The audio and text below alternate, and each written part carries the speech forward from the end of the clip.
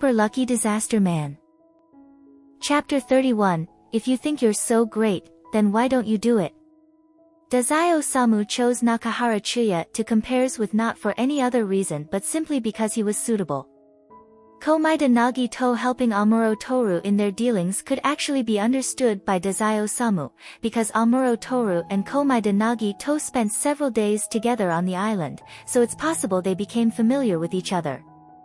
On the other hand, Dazai himself had only met Komaeda a few times in passing, and their conversations didn't even add up to a few hours.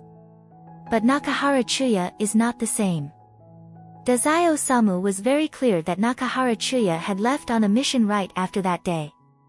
The only time those two met was in front of him, and he knew everything they said. One could say he understood the contrast the most. But this was the same person who had once said he wanted to kill Komaeda Nagito, yet in front of Komaeda Nagito, his treatment wasn't much different from his own. Dazai Osamu finally understood. Komaeda Nagito roughly treats those with talents equally. As he himself said, whether they use him or want to kill him, he doesn't mind. This kind of fair attitude in handling matters. It could indeed be called the behavior of a true saint. However, if emotions were so easily controlled, they wouldn't be emotions. Even if things appear the same on the surface, internally, there would still be differences. Humans are creatures whose emotions are easily influenced by various factors. For example, Komaeda-kun. Dazai Osamu took advantage of the distance while heading back to the VIP room and asked, "Have you been in contact with Oda-saku recently?" "Oda-saku? You mean Oda-san?" Komaeda Nagito seemed to ponder. "Yes, we're still in contact." Although the world had changed, in terms of nicknames, this world hadn't changed at all. As expected, certain aspects were still comparable. Dazai Osamu casually remarked, "Oda-saku has mentioned you quite a bit recently, saying it feels like corresponding with a pen pal." A pen pal. Dazai Osamu watches as Komaeda Nagito thought for a few seconds, hesitated a bit, but didn't object to the relationship. It really does feel like it. If Oda-san also thought this way, then if I called myself his pen pal then it wouldn't be considered too thick-skinned. Dazai Osamu. When I told Kudo Shinichi I wanted to be friends with you, you didn't say anything like this. Is it because calling it pen pal feels more distant than friends, or is there another reason? Komaeda Nagito personally witnessed the scene where Oda Sakunosuke's ability was activated. Dazai Osamu quickly pinpointed the reason. Is that it? Because you feel that Oda Sakunosuke won't easily die? With this kind of ability to foresee a few seconds into the future, even if caught in Komaeda Nagito's misfortune, there is still a higher chance of survival compared to others. No matter how many times despair devours it, it will not disappear, it's unchangeable, it's an absolute good thing. Oda Saku's ability, in fact, perfectly aligns with Komaeda Nagito's standards of hope. Dazai Osamu had actually already realized before that the initial reason Komaeda Nagito pursued hope was very likely due to his luck. Because of luck, Komaeda Nagito constantly loses, only to keep gaining again. The more he values something, the more likely he will lose it, and in the end, Komaeda Nagito is left with nothing at all. Even if Komaeda Nagito's vision was filled with things he liked, Komaeda Nagito was well aware deep down that his hands were actually empty. One day, all these beloved things would be taken away by the price of luck, just like the ones he loved most, his parents, were. In such circumstances, Komaeda Nagito could only chase after something absolute. What he sought might not be the vague, elusive hope after all, but something that would not be affected by his luck, something absolutely unchanging, a person or thing that could stay with him forever. Komaeda Nagito likely had this idea very early on, but precisely because it was so early, he was probably still very young and unable to accurately analyze his inner self. In the end, the concept was replaced by the more general and ambiguous term, hope, which seems similar but was ultimately different. Because his obsession was too deep, even up to now, Komaeda Nagito seems to have forgotten his original desire, leaving only a fanatical pursuit of hope. Therefore, when asked about specific details, Komaeda Nagito suddenly finds himself lost. The reason he could analyze the situation to this extent after just a brief conversation is, on one hand, because Dazai-Osamu is extremely skilled at seeing through people's hearts, and on the other hand, it's because he actually understands Komaeda Nagito. Because Dazai-Osamu is the same, even though he doesn't have the exaggerated luck like Komaeda Nagito, he deeply understands it. The more you value something, the more it slips through your fingers, and the moment you attain it, it's already fated that you will lose it in the future. A life of losing things over and over again, until in the end, nothing can be held on to. How lonely and how boring it must be. Having seen through it all long ago, Dazai-Osamu sighed. In the end, does the existence of people have any meaning at all? Dazai-Osamu believed that Komaeda Nagito's feelings about this kind of thing were definitely deeper than his own.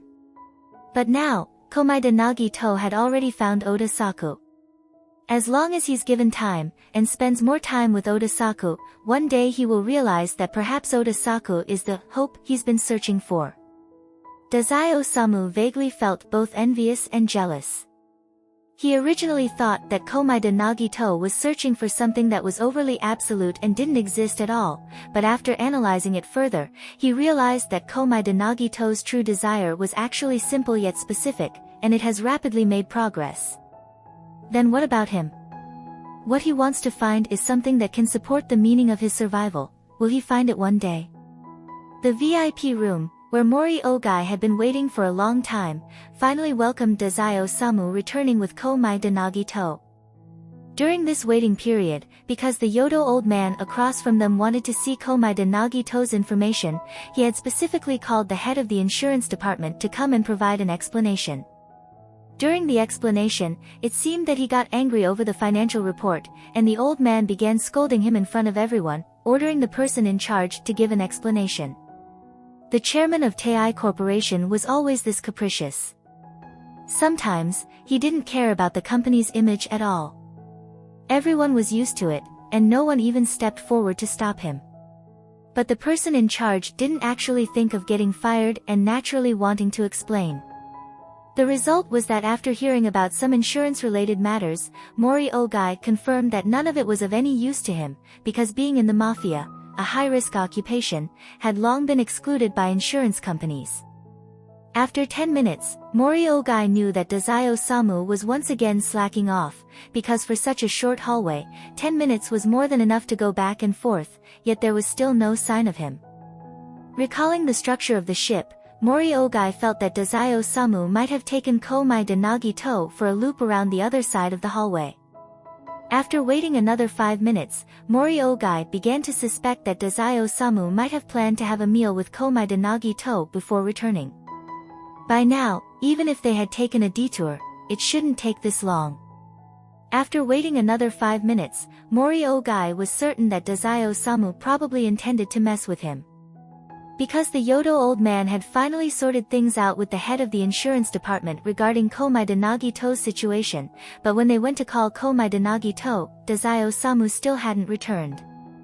At present, the Port Mafia is particularly short on funds. Although their combat power far surpasses that of the Tei Corporation, considering that they are dealing with a financial behemoth, any rash action could have severe consequences. Therefore, their combat power is essentially sealed. In this collaboration, the Port Mafia doesn't hold much of an advantage, and the negotiation approach mainly revolves around appeasing the Yodo old man. As a result, Dazai-Osamu suddenly acted like this. He's not answering calls and isn't responding to emails either.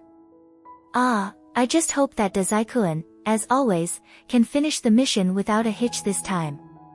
Just when the Yodo old man finally realized that Dazai-Osamu had been gone for a long time, and Komaeda Nagito still hadn't appeared in front of him, Dazai-Osamu returned at the perfect moment.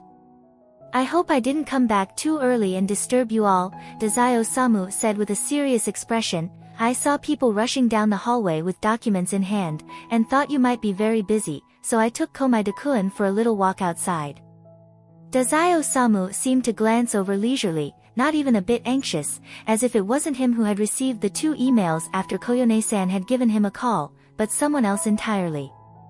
Mori Ogai maintained his smile. This behavior, he was already used to it. Dazai-kun always liked to push the boundaries of his patience, but the mission would somehow be completed without issue, so there was nothing to say. Moreover, comparing Dazai Osamu's treatment of his subordinates and partners, Mori Ogai felt that Dazai Osamu still considered his position and showed some mercy towards him. However, when it comes down to it, Dazai Osamu is still extremely difficult to tame and control. Moreover, as time passes, Dazai Osamu is certain that what he seeks cannot be found through the mafia. What he will do is hard to imagine. For the sake of ensuring the stability of the port mafia, eliminating any disharmonious factors would be the best course of action for Mori Ogai. By the end of this year, Mori Ogai thought to himself, if Dazai-kun unexpectedly shows genuine interest towards someone of the same age, perhaps there might be some change. He would continue to observe until the end of the year.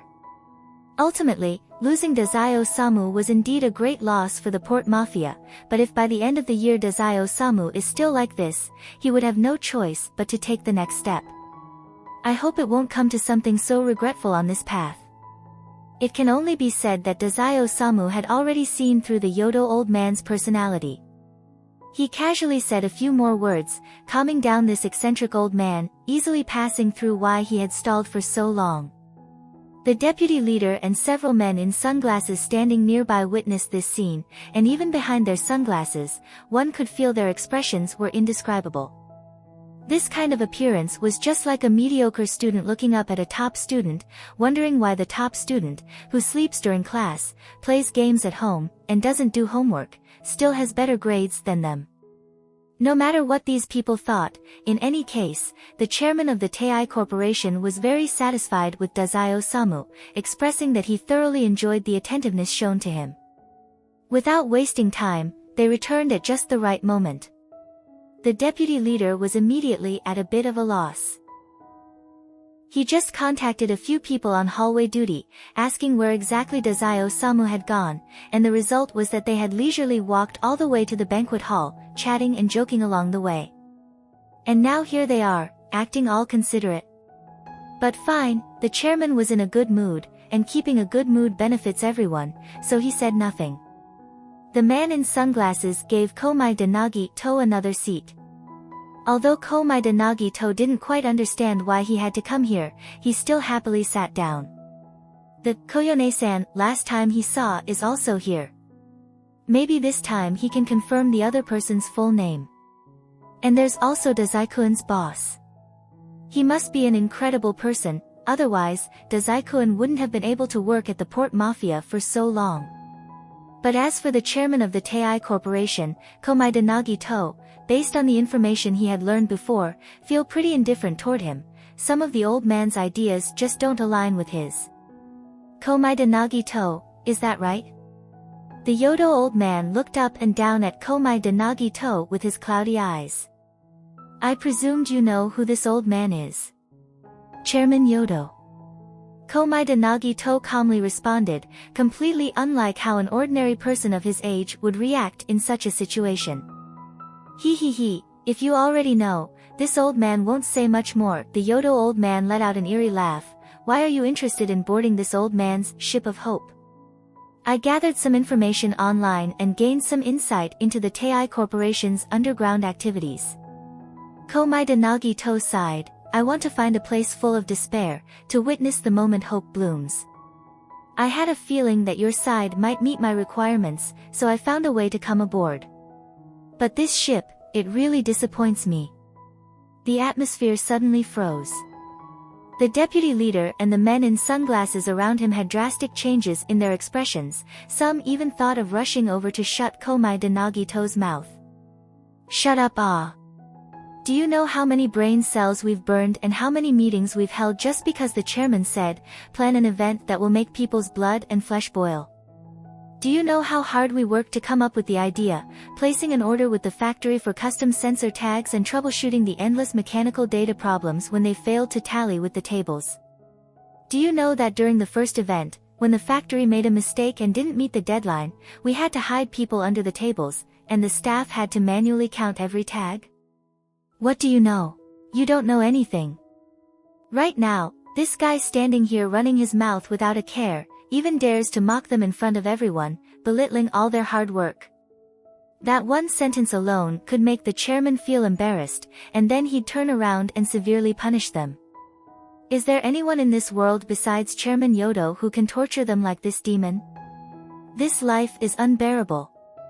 Although noticing the uncomfortable expressions from the Tei Corporation people, Komaeda Nagito still insisted on continuing, his expression faintly showing a bit of disdain and annoyance. Completely different from what I imagined. If it were a game, its fun factor would be pretty average. If the goal is to examine true human nature, then the despair factor isn't overwhelming enough, and the cost isn't direct enough, making their struggles seem far too light and superficial. Overall, it's a plan that doesn't please either side. The veins on the deputy leader's forehead were bulging. To criticize a plan that combined the wisdom of so many people as worthless. At this moment, he really wanted to shout, "If you think you're so great, then why don't you do it?" Fortunately, Komaeda Nagito soon lowered his voice a bit, and in the end, didn't manage to offend everyone completely, but since you can't make life the wager, only being able to do it at this level is unavoidable. After all, you still have to consider laws and other trivial things, so you can't go too far. The Yodo old man didn't have the time to casually show his temper for now.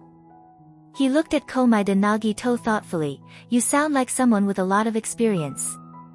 If not for his head being filled with even more insane thoughts, how else would he rate this game so low? Komaeda Nagito shrugged. "If you knew what I went through, you'd probably know that I was kidnapped once when I was around 7 years old. It wasn't even for money, just purely for testing my luck." The kidnapping when you were 7. The Yodo old man, although he sometimes acted like a senile old man, didn't seem to have forgotten the file he just read. Is it the incident that was kept under wraps by the police? This old man is genuinely curious about what you experienced in that old building. There was no other choice. Who would have known that the Yodo old man suddenly wanted to see Komaeda Nagito's files? The insurance department wasn't prepared enough, and since they were on a ship far from shore, there was no time to go back and get anything. So, they could only pull whatever they could from the company's database, hastily organizing some rough documents. And in cases like this, the documents they pulled wouldn't be so detailed as to explain everything that happened during the kidnapping. All they needed to prove was that the person had indeed been kidnapped. Moreover, since the event had been classified by the police, the documents contained even less information. However, Komaeda Nagito has always been quite flexible when it comes to dealing with information blockades. For instance, he feels that revealing things now wouldn't cause any additional trouble for the police, so he doesn't really care. Thus, Komaeda Nagito said, "That time. It felt like some lunatic obsessed with watching The Great Massacre, kidnapped a few people, wanting to imitate it a bit. In the end, the plan was so poorly executed, even the choice of targets and the scene setup were bad. Only one person died, and I realized the ventilation duct wasn't sealed, so I crawled out to call for help. Yeah, luckily I was only 7 years old back then. If I were any older, I wouldn't have been able to squeeze through. Ha ha ha. Is this something to laugh over?" The Tei Corporation deputy leader felt that there was a difference between himself and youths nowadays. And also, why is it only one person has died? How can you so casually use "only" to make such a serious statement sound so trivial? Are you really just an ordinary high school student? Oh, well, considering you voluntarily got on this ship, it's clear your head isn't normal. Although only one person has died, because there's a clear example laid out right in front of everyone, showing what the outcome would be, the atmosphere at that time was super high. Komaeda Nagito spoke while smiling, the pale face suddenly flushed with a surge of emotion, true despair, true struggle, true humanity. And true, dazzling hope, can only appear in this kind of desperate situation, unlike this ship of hope. At most, it's just a high-stakes game. The Yodo old man fell into deep thought. You make a valid point. As the audience grew more intrigued by Komai de Nagito, Mori Ogai, who had been listening, chimed in, Komai de Kun, how do you define a game? Komai de Nagito curiously looked at Mori Ogai, and you are? Ah, I forgot to introduce myself. Mori Ogai, this guy with a refined yet depraved face, smiled kindly at Komai de Nagito and said, I am Mori Ogai, Dazai-kun's boss. Thank you for taking care of our Dazai-kun. Mori Ogai. Komai de Nagito repeated the name, his eyes sparkling. I knew Dazai-kun's superior must be definitely extraordinary. Just as he imagined, full of hope. He must have an ability too, right? Dazai-osamu cleared his throat, interrupting Komai de Nagito. Komai de Nagito and Mori Ogai both turned to look, and Mori Ogai raised an eyebrow. Dazai-kun? Well, how should I put it? Dazai-osamu had a troubled expression, pretending as if he had no choice but to explain. I just think, considering Komai de Kun's age, it might be best if he keeps a little distance from boss Mori.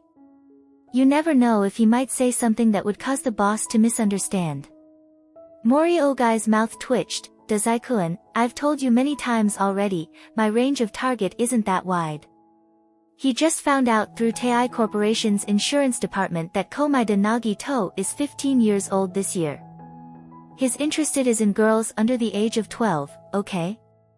Mori Ogai and Dazai-osamu, as usual, exchanged a few sharp words, unfortunately missing the chance to talk with Komai de Nagito, because the Yodo old man had snapped back to his senses. Oh, Boss Mori, this is quite an interesting question, the Yodo old man, clearly intrigued, asked, you, Komai de Kun, right? How would you answer this? This old man is very curious. Komai de Nagito helplessly said, why is it that lately everyone keeps asking me for definitions? These kinds of things are usually really hard to describe, right? A game is just a game, ah. Well then, based on standard game criteria, do you think this old man's Ship of Hope, with its level of excitement and pressure, could rank first among the games you've experienced? Yodo the old man asked, or are you saying that, even in games, you've experienced something even more thrilling? Komai de Nagito pondered and said, actually, speaking purely for myself, compared to today's game, Russian roulette still gives me a greater sense of danger. Mori Ogai confirmed once again, Russian roulette, for you, also falls under the category of games? That's right. Komai de Nagito gently replied, sometimes not knowing adds to the challenge, but the survival rate in Russian roulette is quite clear, around 1/6, I'd say. Wait a minute. Dazai-osamu suddenly interjected, isn't the death rate 1/6? Ah, I remember now. Komai de Nagito showed a slightly embarrassed expression, smiling shyly as he spoke. Sorry, I guess I must have misunderstood. Actually, at that time, I wasn't very clear on the rules. When she told me to leave just one bullet, I didn't believe it because a 5 to 6 chance of survival sounded too high, so I thought the opposite. Instead of leaving one bullet, I took out only one. I said it wrong, it should have been a 5/6 chance of survival. You see, doesn't that sound even safer? Everyone. Safer, my foot. Why would you think a 5/6 chance of survival is too high? Ah. Chapter 31 End.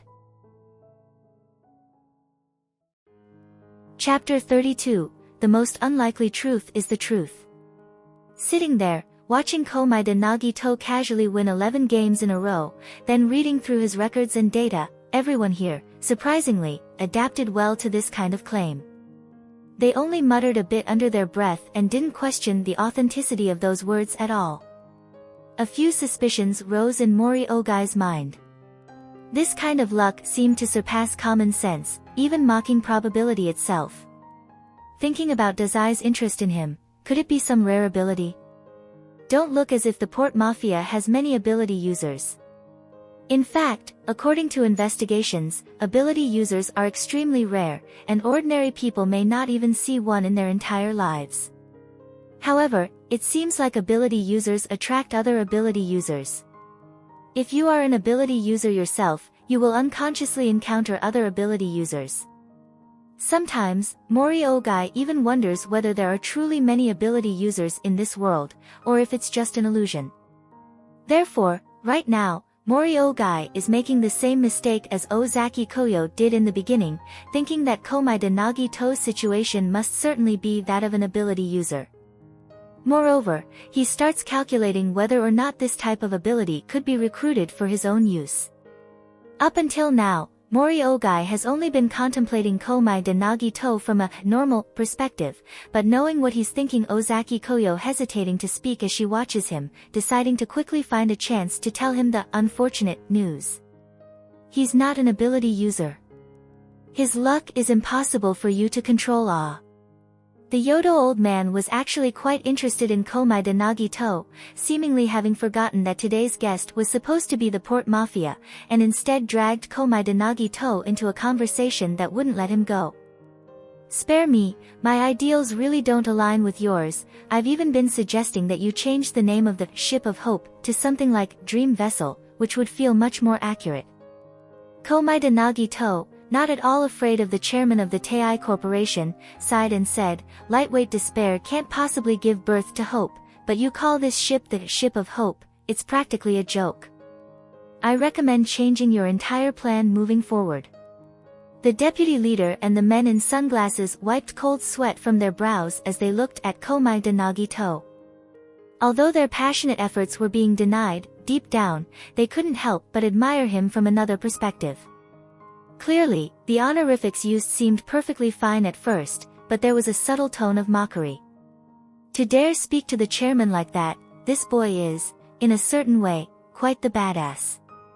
The most badass part is that the chairman didn't even get mad. The Yodo old man laughed, "Ha ha ha," with a pleased expression. Actually, this old man also kind of dislikes this restricted rock paper scissors. Next time, let's change it to an even more interesting plan. By then, you won't need to negotiate conditions to come anymore, just give me a call, that's enough. The deputy leader hurriedly took out a business card, bowed slightly, and handed it to Komaeda Nagito with both hands. Everyone from the Tei Corporation was utterly confused. "Why? Chairman? Why can't you be as kind to us? Whatever he says, you just accept it." Komaeda Nagito retrieved his business card, but said, "I probably won't come again after this."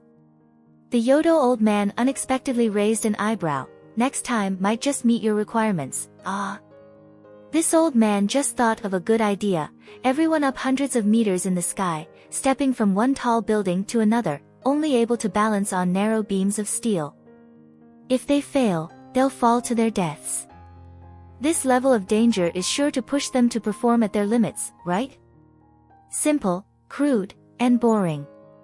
Komaeda Nagito smiled in a highly formulaic manner as he commented, "Something I refuse." The Yodo old man. He, kids these days are really unpredictable.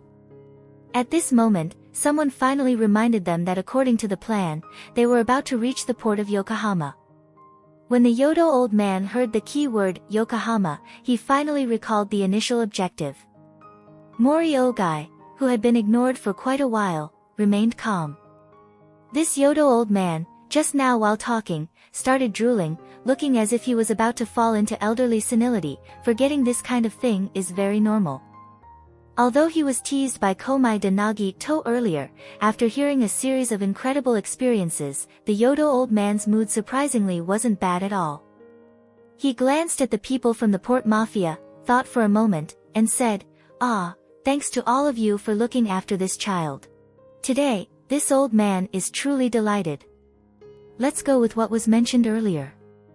For the port mafia who thought they would have to deal with another round of negotiations, this could be considered an unexpected delight. Mori Ogai immediately got into work mode, starting a chat with Chairman Yodo. Dazai-Osamu, naturally lazy as always, sidled up next to Komaeda Nagito and asked, "Heading back to Yokohama together tonight?" Komaeda Nagito nodded, his expression looking a bit lazy and careless. "It feels like a whole night wasted. Quite unfortunate, ah. He sighed, but being able to see Dazai-kun's boss wasn't too bad after all, so dazzling, ah, no wonder he can become the port mafia boss. Dazai Osamu. He realized that he had somehow gotten used to Komaeda Nagito's habit of praising at every turn. Speaking of Boss Mori. Komaeda-kun, Dazai Osamu said, I'll give your information to the boss in a bit. Ah. Is Boss Mori interested in me? Komaeda Nagito had a look of surprise, other than being a little lucky, I'm quite normal, ah.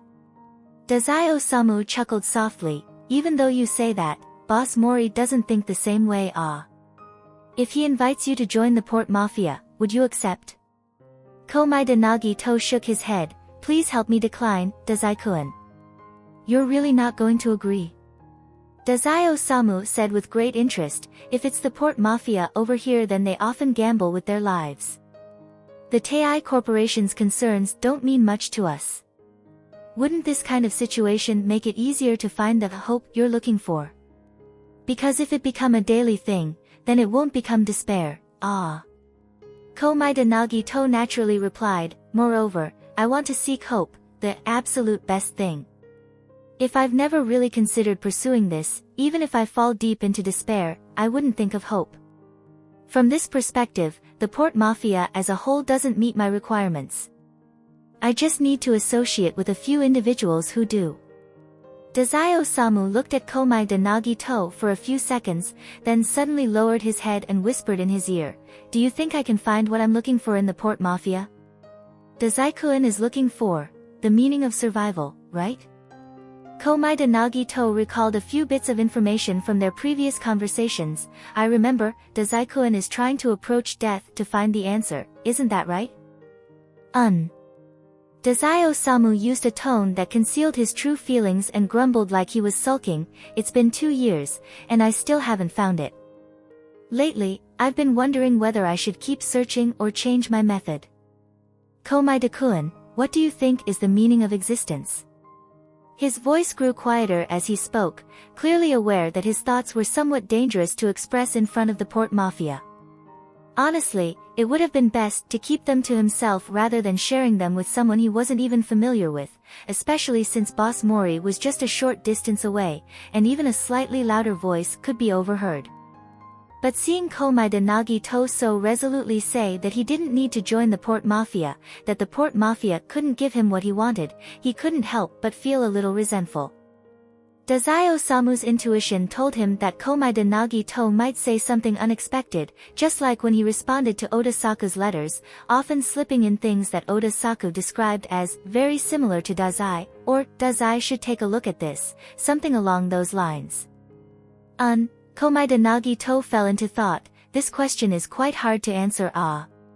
Komaeda Nagito's words sounded like he was questioning himself for the answer, but in reality, what he truly thought was, with literature so lacking in this world, the fact that Dazai-kun could still be so fixated on such a tangled question, could it be that he would later become a philosopher? Dazai Osamu didn't actually expect to get a real answer. Sometimes, it's just a sudden urge to speak one's mind, and once it's said, the feeling passes. So, he returned to his normal volume and casually remarked, I was just saying whatever. Killing some time, you know. We still have to wait a bit before reaching Yokohama. Komaeda Nagito thought for a moment, then asked, Dazai-kun, have you ever heard of Natsume Soseki? Upon hearing this name, Mori Ogai, who had been chatting with the Yodo old man, almost couldn't control himself and gave Komaeda Nagito a glance. The Yodo old man followed his gaze and misunderstood Mori Ogai's intention. Oh, I almost forgot, this kid is an outsider. Have your kid take him to the deck for a walk. We're about to dock, and the night view isn't bad. Mori Ogai certainly didn't mean that. However, in this situation, he was genuinely interested in hearing what the boy had to say next after hearing his teacher's name. But after thinking it over, Komaeda Nagito probably didn't mean the legendary strongest ability user, Natsume Soseki, but rather his teacher's identity as a writer who had published some literary works. No matter what Mori Ogai thought, Dazai Osamu was more than happy and agreed without hesitation, alright, then I'll go take a walk outside with Komaeda-kun. See you in a bit, boss. Mori Ogai. Dazai-kun, if you call me boss, can't you treat me as sincerely and considerately as those men in black suits and sunglasses treat their chairman? You should really learn from them. However, after Dazai-Osamu said that, he left the room with Komaeda Nagito, without even glancing at Mori Ogai. Ozaki Koyo, standing beside Mori Ogai, sighed and said, Dazai-kun now looks just like a child. He's always been a child. Mori Ogai, after speaking, was a little stunned himself, then laughed and shook his head. Chairman Yodo, let's continue. After leaving the VIP room, Dazai-Osamu truly brought Komaeda Nagito to the upper deck. The night sea gave off a mysterious feeling. Aside from the ship's lights illuminating the surface of the water, the distant area seemed like a different world, where neither the noise nor the brightness could reach. Dazai-Osamu leaned against the ship's railing, lowered his head, and looked down at the swaying surface of the sea reflecting colorful light. Suddenly, he spoke. Feels like dying in the sea wouldn't be too bad, ah. Jumping into the sea? I wouldn't quite recommend that, Komaeda Nagito casually continued, because you might get swept into the whirlpool near the ship. Even if you avoid the propeller, you could end up smashing your head open, and before drowning, perhaps a shark would come along and take a bite. Dazai-Osamu shivered at the thought, his face full of disgust as he said, Oh wow, I really don't want that. I'm very afraid of pain.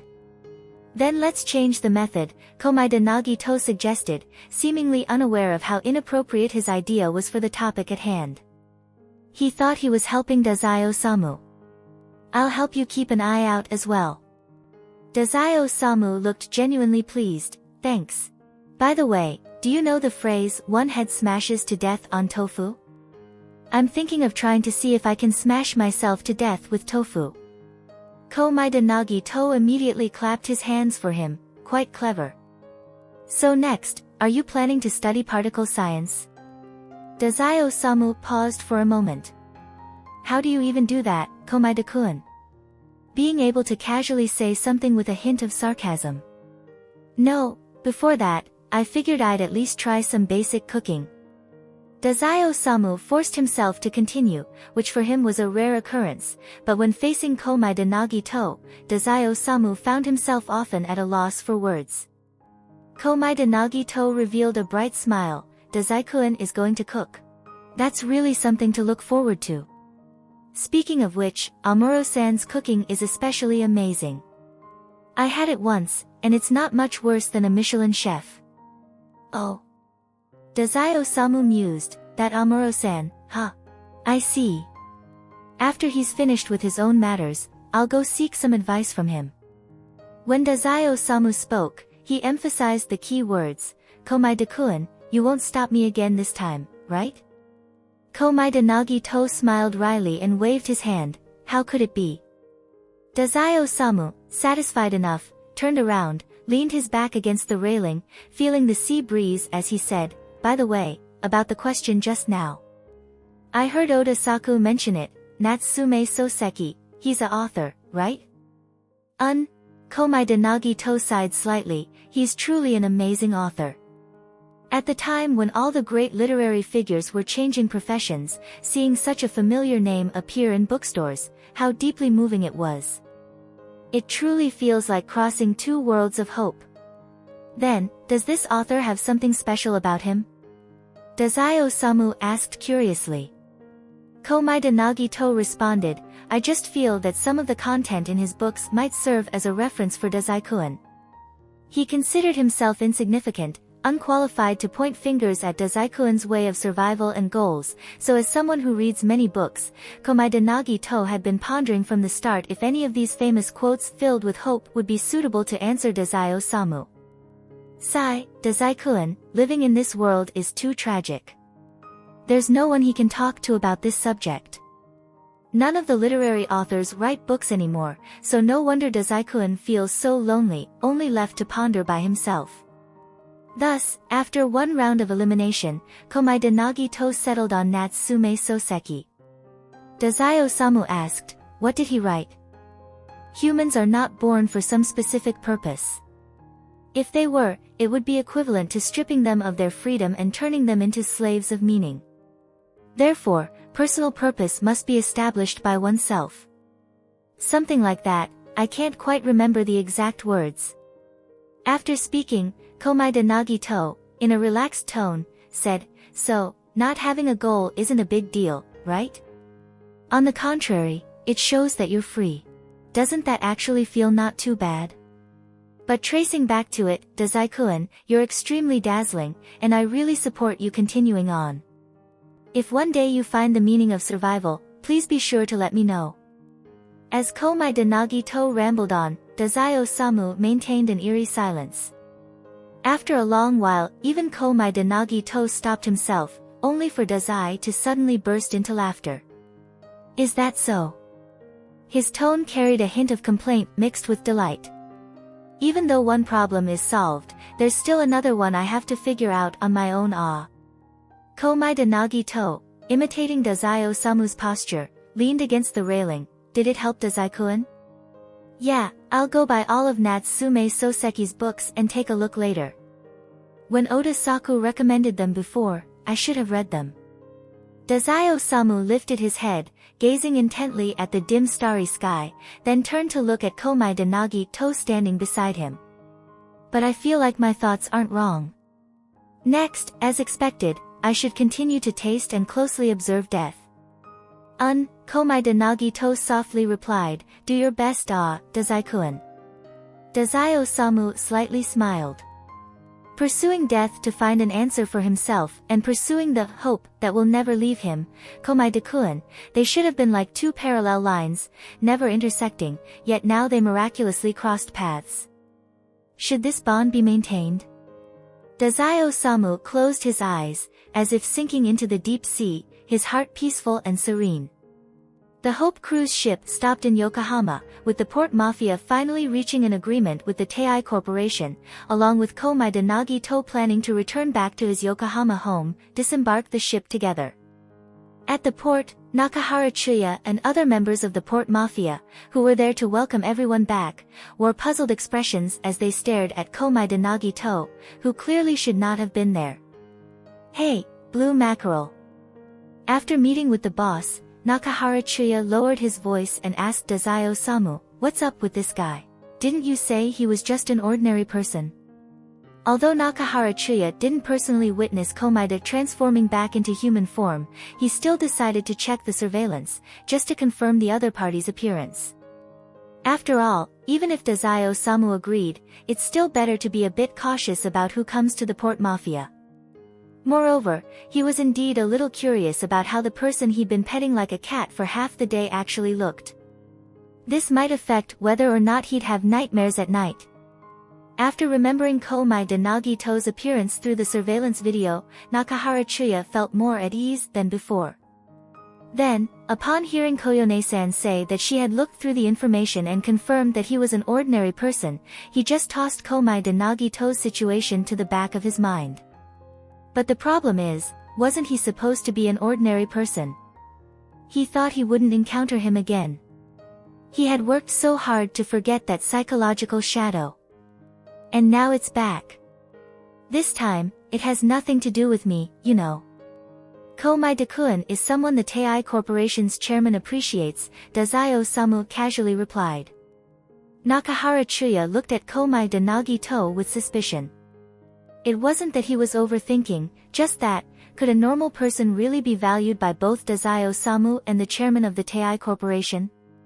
Could there be some kind of conspiracy, with all the information being fake, and in truth, he were trying to use Dazai Osamu to gain something from the port mafia? Stop letting your brain run wild. Seeing Nakahara Chuya's increasingly strange expression, Dazai Osamu couldn't help but interrupt his thoughts. Komaeda-kun isn't what you think. Komaeda Nagito seemed completely unfazed by Nakahara Chuya's unfriendly gaze, smiling and greeting him, "Nakahara-san, long time no see. It's such a pity we couldn't properly chat last time. I didn't expect to meet again in a situation like this.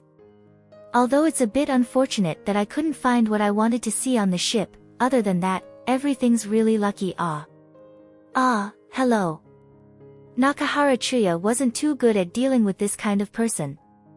It was clear his own attitude wasn't great, yet the other person could still be so friendly, making him feel embarrassed. And then he thought back to how he'd been constantly petting that guy. No. Don't keep thinking about it. Going any further was like staring into the abyss. Nakahara Chuya averted his gaze and asked, Dazai, are ordinary people this bold nowadays? Komai Dakuen is an exception. Dazai Osamu waved his hand dismissively. Alright, this has nothing to do with little shorty. You should head over to Koyone-san's place. Nakahara Chuya rolled his eyes. Considering that Boss Mori also left the ship along with this Komai de Nagito, it would be more reassuring if he went to Koyone-san to confirm the boss's intentions. So, without saying anything, he left. At that moment, one of Ozaki Koyo's subordinates was handing her a folder. While on the ship, knowing that Mori Ogai would definitely want to review Komai de Nagito's detailed information once he had some free time, Ozaki Koyo had already contacted her subordinates, instructing them to bring the documents to the port. That way, if Mori Ogai requested the documents immediately, they could be delivered right away. If not necessary, preparing in advance won't be a problem, especially since these documents were already prepared, so it's easy to bring them over. No effort is wasted. After being sent over by Dazai Osamu, Nakahara Chuya asked, Koyone-san, what's the deal with that Komai da? Ozaki Koyo, without saying a word, opened the folder, first taking out a copy and handing it to Mori Ogai, who had already sat in the car but hadn't closed the door yet. Then, there were 2 spare copies inside, one of which she gave to Nakahara Chuya. Actually, it's really just a coincidence, he was just there to watch the event. If you're still worried, here is his information. Mori Ogai sat in the car, while a little blonde girl angrily said to him, Rin Taro, you big idiot. You went out to play and didn't take me. Elise, I was just worried whether that Tei chairman has any special hobbies. You see, I need to protect such an adorable Elise. Mori Ogai instantly shifted into a different mode, as if this Elise wasn't someone he had just conjured up. Alright, let's go back and I'll take you shopping for a new dress. Watching this scene unfold, Nakahara Chuya had a subtle expression on his face. Although he was their boss, in this aspect, even Nakahara Chuya, who was very loyal, couldn't find the words to help him out. In his heart, he couldn't help but complain, isn't the one least qualified to say something like that you, boss? Ozaki Koyo also got into the car and then closed the door. This was a privilege the boss exclusive give to Ozaki Koyo. Everyone else, even Dazai Osamu, could only ride in a different car back to headquarters. After calming Elise, Mori Ogai opened up the stack of documents, quickly skimming through them as fast as the wind. After glancing at 2 or 3 pages, his eyes lit up. Koyo, I feel like there's something Dazai-kun mentioned that needs to be added. Ozaki Koyo used her kimono sleeve to cover half her face. Dazai-kun said Komai Dakuen doesn't have an ability. Mori Ogai. Ha! Are you serious? Look at this document and repeat what you just said. Chapter 32 End. Author's note. Congratulations on the ship successfully reaching the shore. Natsume-sensei was suddenly cued in this chapter. Wait a minute, I didn't write this kind of dialogue. Yes, the writer is indeed Natsume Soseki from Earth. Komai Dazai-kun might become a philosopher in the future. Oda Saku, that's not a bad profession. Dazai. Mori, it doesn't matter if it's not an ability, I won't give up easily. Chapter 33, Uninvited Guest. Not an ability user. Mori Ogai looked at the files of documents back and forth, trying to analyze it from the perspective of a non-ability user, but found that the analysis didn't hold up. In the end, Mori Ogai could only stop the car in disbelief, and then had someone call Dazai Osamu, who was in the other vehicle. Although Dazai Osamu didn't have a designated seat in the boss's car as naturally as Ozaki Koyo, he still frequently hitched a ride with the boss, and when he sat down, he did so quite casually. Boss. As an ability user, Elise immediately moved far away, hiding next to Ozaki Koyo. Dazai Osamu acted like he didn't notice at all. Dazai-kun.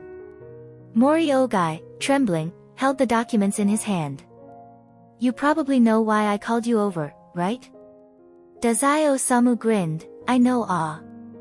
So tell me how you determined that the other party doesn't have any abilities. Mori Ogai put down the documents in his hand. This latest intelligence is about the incident when you met Komai de Nagi-to at the Port Mafia warehouse. What happened afterward? Dazai Osamu didn't hide anything and recounted how he ensured the effectiveness of the ability by holding hands with Komai de Nagi-to and what transpired along the way. Mori Ogai confirmed, when you were about to get out of the bus, someone suddenly fell, and their gun fell out as well. Yes. And then, just because of that fall, the backpack bomb was triggered? That's right. Boss Mori, you might want to check your brain if you feel like your memory is weakening.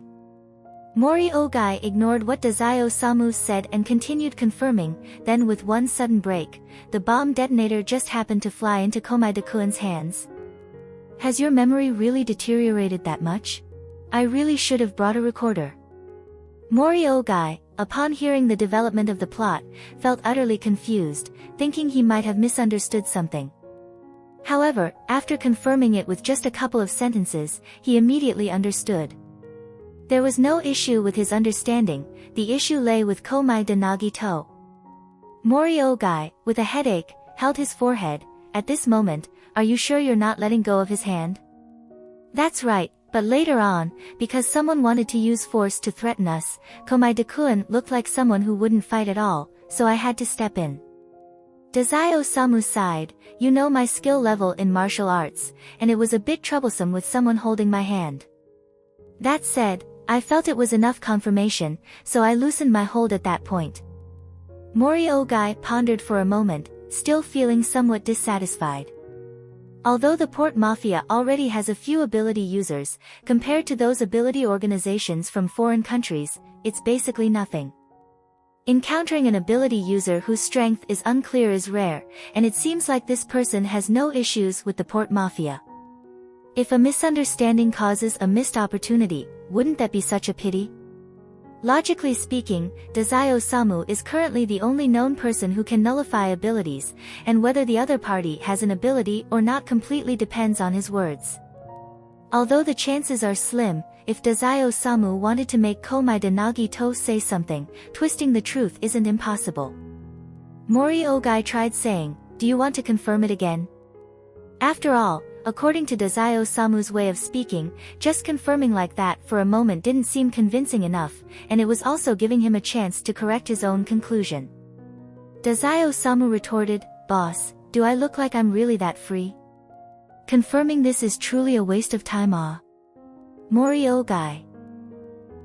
It does seem like he's been quite busy recently. He threw the work to Dazai Osamu, fully understanding that most of it couldn't be handed off to anyone else and only Dazai himself could do it. It was said that Dazai had even been sleeping directly in the office for the past few days. However, the superiors wouldn't consider this.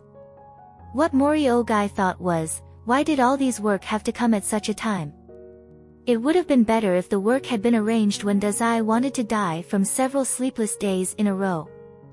Because Dazai Osamu was busy, and part of it was due to helping the interrogation team, Ozaki Koyo spoke on his behalf.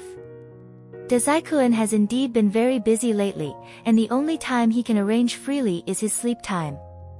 We can't let Dazai-kun stay over at Komai de-kun's home, right? Mori Ogai, it's not impossible. Ozaki Koyo. You're not right. Mori Ogai snapped back to reality, coughed lightly, that wouldn't be very convenient, of course, it's not possible. He had just been thinking about how to be more efficient and momentarily overlooked some common sense issues. In any case, just forget about testing during sleep time, it's pointless. Judging by this data, accidents during sleep are very rare. On the contrary, Komaida Nagito, once he starts doing something, even just walking down the street normally, could be taken as a hostage by some robbers rushing in from the side. Dazai Osamu dragged out his voice. Boss, I feel like I need a vacation. Mori Ogai really wanted to say, what are you joking about? We're the mafia, where would a vacation come from? Even if we had a day off, it'd be useless if our enemies didn't have one too. Oh, we take a break, then those small organizations still hold up in their strongholds could take the chance to attack us while we're on break. At least, until the port mafia completely controls Yokohama, thinking about a regular vacation is unnecessary. Moreover, you still need a vacation. Before, when you didn't have a vacation, I didn't see you lacking rest. Mori Ogai retorted, just take the time you used to spend on suicide and use it for resting.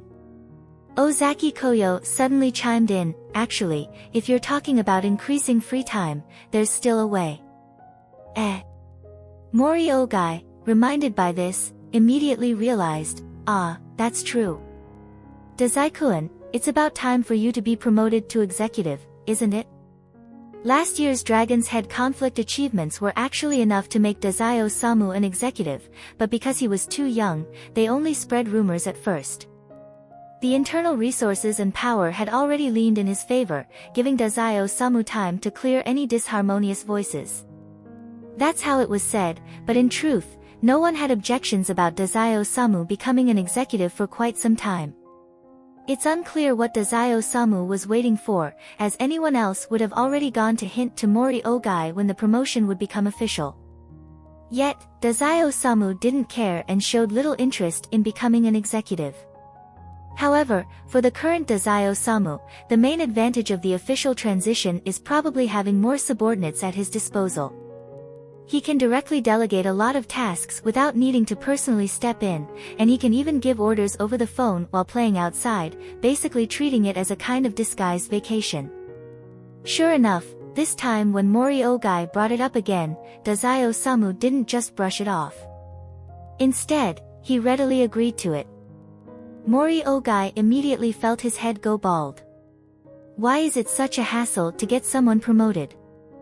Right, Mori-san, Dazai Osamu suddenly said, do you know someone by the name of Natsume Soseki? Mori Ogai composed himself, I do, a writer. Why are you asking about him? Oh, I just got the feeling that Mori-san's attitude toward this person seemed a bit strange, so I wanted to ask if there's something special about him. Mori Ogai realized that Dazai Osamu had noticed his reaction when he heard the name while they were on the ship. No problem, this kind of situation calls for thanking Natsume-sensei's cloak. Thus, Mori Ogai, with an unchanged expression, said, I am a reader of his work, I really like Natsume-sensei's books. Dazai Osamu didn't say whether he believes it or not, he just smiled and responded, is that so? Well, he truly is a great author, even Mori-san likes him. Since this topic was brought up, Mori Ogai couldn't help but ask, so, did Komaida-kun recommend Natsume-sensei's books to you? Which one did he recommend? This time, Dazai Osamu answered honestly, because he was also very curious about which original line Komaida Nagito had referred to. He didn't mention which book, just roughly retold a segment of the quotes. After hearing Dazai Osamu's retelling, Mori Ogai began to feel suspicious. This idea does indeed sound a lot like Natsume-sensei, but Natsume-sensei's published works, he's read them all, and he has no impression of such a passage at all. Could it be an unpublished secret writing that hasn't been released yet? This could also explain why Komaida Nagito did not directly say the book's name. But then the problem arises. How exactly did Komaida Nagito come across the unpublished manuscript of Natsume-sensei? Mori Ogai's brain started spinning rapidly, connecting countless details together, coming to one conclusion. It's quite possible that Natsume-sensei also noticed something unusual about Komaida Nagito, and moreover, had already interacted with him. If Natsume Soseki knew what Mori Ogai was thinking, he'd definitely want to grab his cane right now and knock him, teaching him, this is what they call, the clever are misled by their own cleverness. However, at this moment, it doesn't seem like Mori Ogai is overthinking. Right now, it just feels like things are getting a bit tricky to handle. If this is true, then Natsume-sensei might even have some kind of plan for Komai de Nagito. But with Natsume-sensei being so elusive, even if he wanted to find him to ask, it wouldn't be possible. As someone who pursues the most optimal solution, Mori Ogai seriously considered it for a moment and felt that it would still be best to follow his original plan. If Natsume-sensei really had any objections, he could come and tell him himself, and then he would make adjustments. After all, it wouldn't hurt his plan at all. He can just get rid of Dazai-Osamu. Dazai-Osamu would also be happy, and wouldn't that benefit both sides? He really is a great boss. Thinking like that, Mori Ogai smiled and said to Dazai-Osamu, in that case, find an opportunity to confirm Komai Dakuan's ability, and submit it to the monthly report. Also, don't forget to include some thoughts on Natsume-sensei and other details. Mori Ogai had a decent understanding of Dazai-Osamu. At this point, Dazai had surely figured out from his reaction that Natsume Soseki was no ordinary author, so there was no point in hiding it anymore. It was better to be straightforward. Besides, he was curious whether Dazai-Osamu could find the elusive Natsume-sensei while being around Komai de Nagito. Dazai-Osamu smiled faintly as he glanced at Mori Ogai. Well, when would I ever have the time to do all these things? This was actually him asking when he could become an executive. Mori Ogai felt both pleased and perplexed. The motivation to become an executive was just too strange. Next week. When Mori Ogai called Dazai-Osamu into his car to discuss the matter, Komai de Nagito was also driven home by Dazai-Osamu's personal order, under Mori Ogai's tacit approval. The Port Mafia is an organization of this type, with both high levels of danger and secrecy. Especially when driving, they often receive phone calls and reveal some intelligence. It is absolutely impossible for the drivers to act as casually as taxi drivers, coming and going as they please. They are all part of the same family. These people are very tight-lipped. They know what can and cannot be said. Not only are they skilled drivers with strict discretion, but they are also highly adept at chase battles. Even when bullets graze past their ears, they can calmly continue driving. However, it's precisely because they know so well what they can and cannot talk about. The group of Port Mafia drivers are actually extremely well informed in certain aspects of intelligence. For instance, who is keeping a mistress, whose son is causing trouble and needs the father to clean up the mess, or whose child is applying to a university and needs connections. The intelligence team over there even often comes to the drivers to gather information. It's like last time when Komai de Nagito went to the Port Mafia's headquarters, something happened in Dazai-Osamu's office. If a Port Mafia driver saw it, they would know that it was something unspeakable because it was a secret occurrence.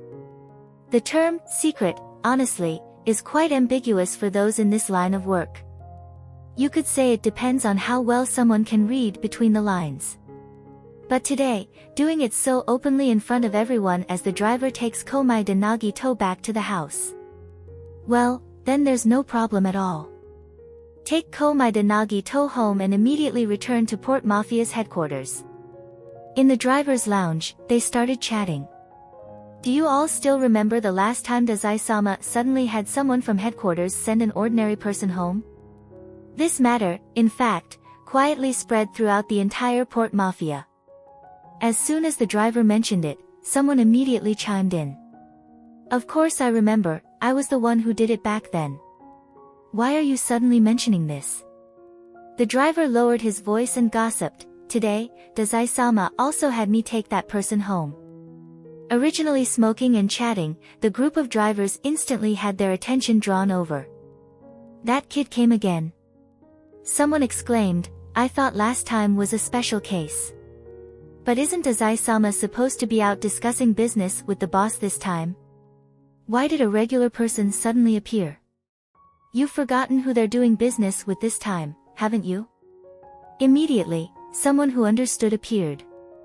After all, their boss had already returned. The intelligence on this could be considered as having the ban lifted. Tei Corporation, ah. Their president likes to plays to the point of, tisk tisk. The Tei Corporation's Yodo old man, although he himself wasn't involved in the underworld, he built his empire through loan sharking and financial wars. To say he had no ties to the underworld at all is impossible, especially considering the shady things he dabbled in. While the average person wasn't too aware, it became a frequent topic of conversation among many on the streets. "That child actually boarded the Tei Corporation's ship," someone asked in surprise. "Is he a guest or, what exactly?" The driver who returned Komai de Nagito today shook his head and said, "I'm not too sure. My job was just to take him home." But when he left the ship, he was standing with Dazai-sama, right behind the boss. Could it be that he's going to join us, the port mafia? What is that child's name? Dazai-sama and the boss both called him Komai de-kun. Komai de Nagito, not even realizing that after showing his face twice, he had been remembered by the port mafia gossip circles, returned home at dawn. After a quick wash, he immediately fell asleep, exhausted. The next day, he hurriedly continued searching for a place to stay. The hotel wasn't a great option, and besides, Japan doesn't allow minors to stay in hotels alone. Earlier, the landlord, eager to have him move out quickly, had used their own name to book a room, exploiting a loophole. The hotel wasn't suspicious at first, but since the landlord only showed up for a few days, Komaida was left to manage everything alone afterward. Without finding a suitable place to live, the hotel staff was probably starting to grow suspicious. However, it could be that he had overused his luck, and when it came to finding a place to stay, no matter how Komai de Nagito searched, things just didn't go smoothly. Fortunately, he could still afford the hotel fees, so for now, he just lived like that, waiting for the day when luck would shine on him again. Perhaps then this issue would be resolved. On Thursday, the opportunity finally arrived. Kudo Shinichi, beaming with joy, came to find Komai de Nagito. "Senpai, I found a vacant apartment. Take a look and see if it's suitable for you." Komai de Nagito, looking pleasantly surprised, said, "Kudo-kun. You have been helping him look for houses. Not only is he capable, but even his personality is excellent, practically shining brightly. He will definitely become a beacon of hope." Kudo Shinichi handed him a folded piece of paper. "Here's the address. It's from my neighbor, Dr. Agasa's old fishing buddy. The room hasn't been listed on any major rental websites yet. Although the location is quite ideal, I heard the landlord might have some particular requirements. Anyway, don't worry about the hassle, senpai, just go take a look. If you mention my name, he'll know." "Thank you, Kudo-kun."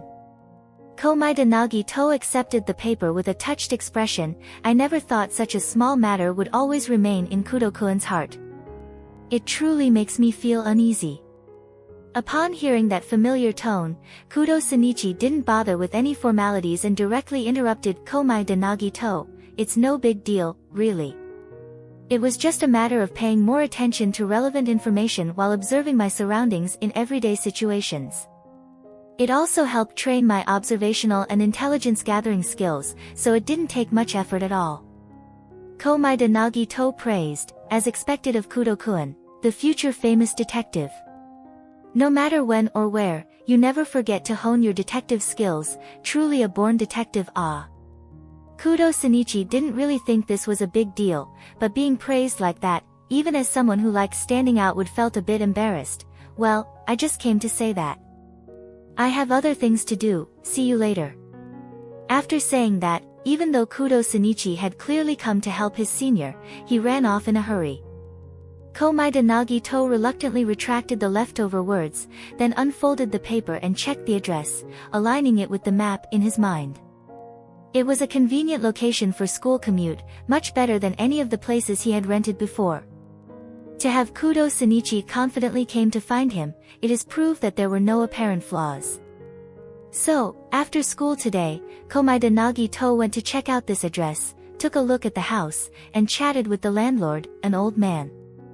He found out that the landlord was planning to visit his daughter abroad for 1 or 2 years, leaving the house feeling somewhat unsafe, worried about theft or surveillance and other concerns. If Komaeda Nagito doesn't mind, the landlord said he can use whatever he likes in the house. The landlord won't organize anything, he'll just put the valuable items in the master bedroom, locked it up, and the rest of the space is entirely Komaeda Nagito's. The landlord grandpa was quite honest and said that since they live abroad, there are many things they can't handle as promptly as a local landlord would. But to Komaeda Nagito, this basically isn't a problem, because if he really encountered something, the landlord probably couldn't handle it either, but as for him, he had personally encountered all sorts of accidents before and was very familiar with them. The two of them had such a pleasant conversation that the landlord even invited Komaeda Nagito to stay for dinner. As a result, when Komaeda Nagito returned to the hotel, it was a bit later than usual, and he happened to run into the neighbor leaving the room. And this neighbor of his turned out to be someone he knew. Komaeda-kun. Amuro Toru's expression showed a hint of surprise. How did you manage to stay at a hotel? Hotels don't usually rent rooms to minors. When he inquired earlier, he had clearly heard that the people next door were an uncle and his nephew. Komaeda Nagito, a bit embarrassed, said, "My landlord made me move out earlier, but I couldn't find another place to stay, so I had no choice but to temporarily stay at a hotel." Amuro Toru immediately furrowed his brow. What kind of landlord is that? This doesn't make sense. Halfway through speaking, Amuro Toru suddenly realized the reason why the landlord had Komaeda Nagito moved out. Because the special division wanted to closely monitor Ayatsuji Yukido, so naturally, as a neighbor, Komaeda Nagito had to move out and be replaced by someone from the special division.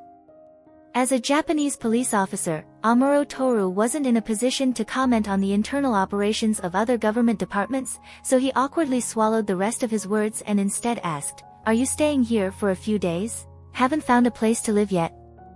"Today I went to check the apartment, everything's settled, in a few days I can move in." Komaeda Nagito clasped his hands in front of his chest, pleading, "Please, Amuro-san, don't tell the people at the hotel, okay? It's only for a few days." Amuro Toru, being someone well-versed in illegal operations, naturally didn't interfere with Komaeda Nagito's request, which could be understood emotionally. "Don't worry, I won't say anything." Komaeda Nagito raised a question, "But Amuro-san, why are you here? Didn't you say you don't like staying at hotels?" Amuro Toru casually replied, "For such a short time, the hotel is still more convenient." "Bourbon, who are you talking to?" Before Amuro Toru could properly close the door, another stranger came out. He had black hair and gentle cat-like eyes, his aura seemed relatively calm. Seeing that the person outside was a minor, he was momentarily taken aback.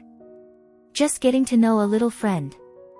Amuro Toru put on a serious face, "All right, we need to head out, little friend, you should hurry back to your room too." The cat-eyed young man gave Komaeda Nagito a gentle smile. Komaeda Nagito's gaze swept over the bag on the back of the cat-eyed young man, thinking it resembled a bag for a guitar or a bass or some kind of musical instrument. Is he in a band? Amuro-san doesn't seem that free, whether it's folklore research or detective work, both are particularly time-consuming professions. Moreover, earlier, that person seemed to call Amuro-san bourbon. It sounded like the name of a liquor. Perhaps it belongs to the part he is hiding. Komaeda Nagito became more interested in Amuro Toru, but he wouldn't directly ask without considering the situation. He simply smiled, said, "Good night," and opened the door to his room and went inside. Amuro Toru and the young man with cat-like eyes both breathed a sigh of relief. Only after leaving the hotel did Amuro Toru say, "Scotch, it seems like he's starting to become suspicious. Although I really want to say that he's just a curious kid, you might be right," said the young man called Scotch with a sigh. His gaze lingered on my case for 5 seconds. There, aside from instruments, was also his sniper rifle. I don't think he would have noticed so much upon meeting him for the first time. "Did you perhaps tell him too much beforehand?" Amuro Toru smiled wryly, but I didn't say anything. That child is naturally very smart, and really bold too. A few days ago, he even took the initiative to board Tei Corporation's gambling ship. Sigh. As he spoke, Amuro Toru couldn't help but sigh. But he probably won't say anything, so we can rest easy for now. Scotch nodded, accepting Amuro Toru's judgment without any objections, and instead started discussing the current mission. Meanwhile, someone who was detected right away due to being too smart, Komaeda Nagito, found himself in a rather peculiar situation. He looked at the boy lying on his bed reading a book, feeling somewhat puzzled, and asked, "Dazai-kun, why are you here?" Chapter 33 End.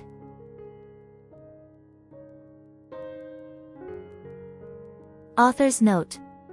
Komaeda-kun can be both salty and sweet, really, if he wanted to lower himself more, acting all spoiled and cute is no joke. The quote about Natsume Soseki in the last chapter, I was recounting from memory at that time. Someone asked where it came from, so I went to look for it and discovered that I had read too much books and got a bit mixed up. Regarding the meaning of slave, it actually comes from Tarkovsky's diary. Life, of course, has no meaning.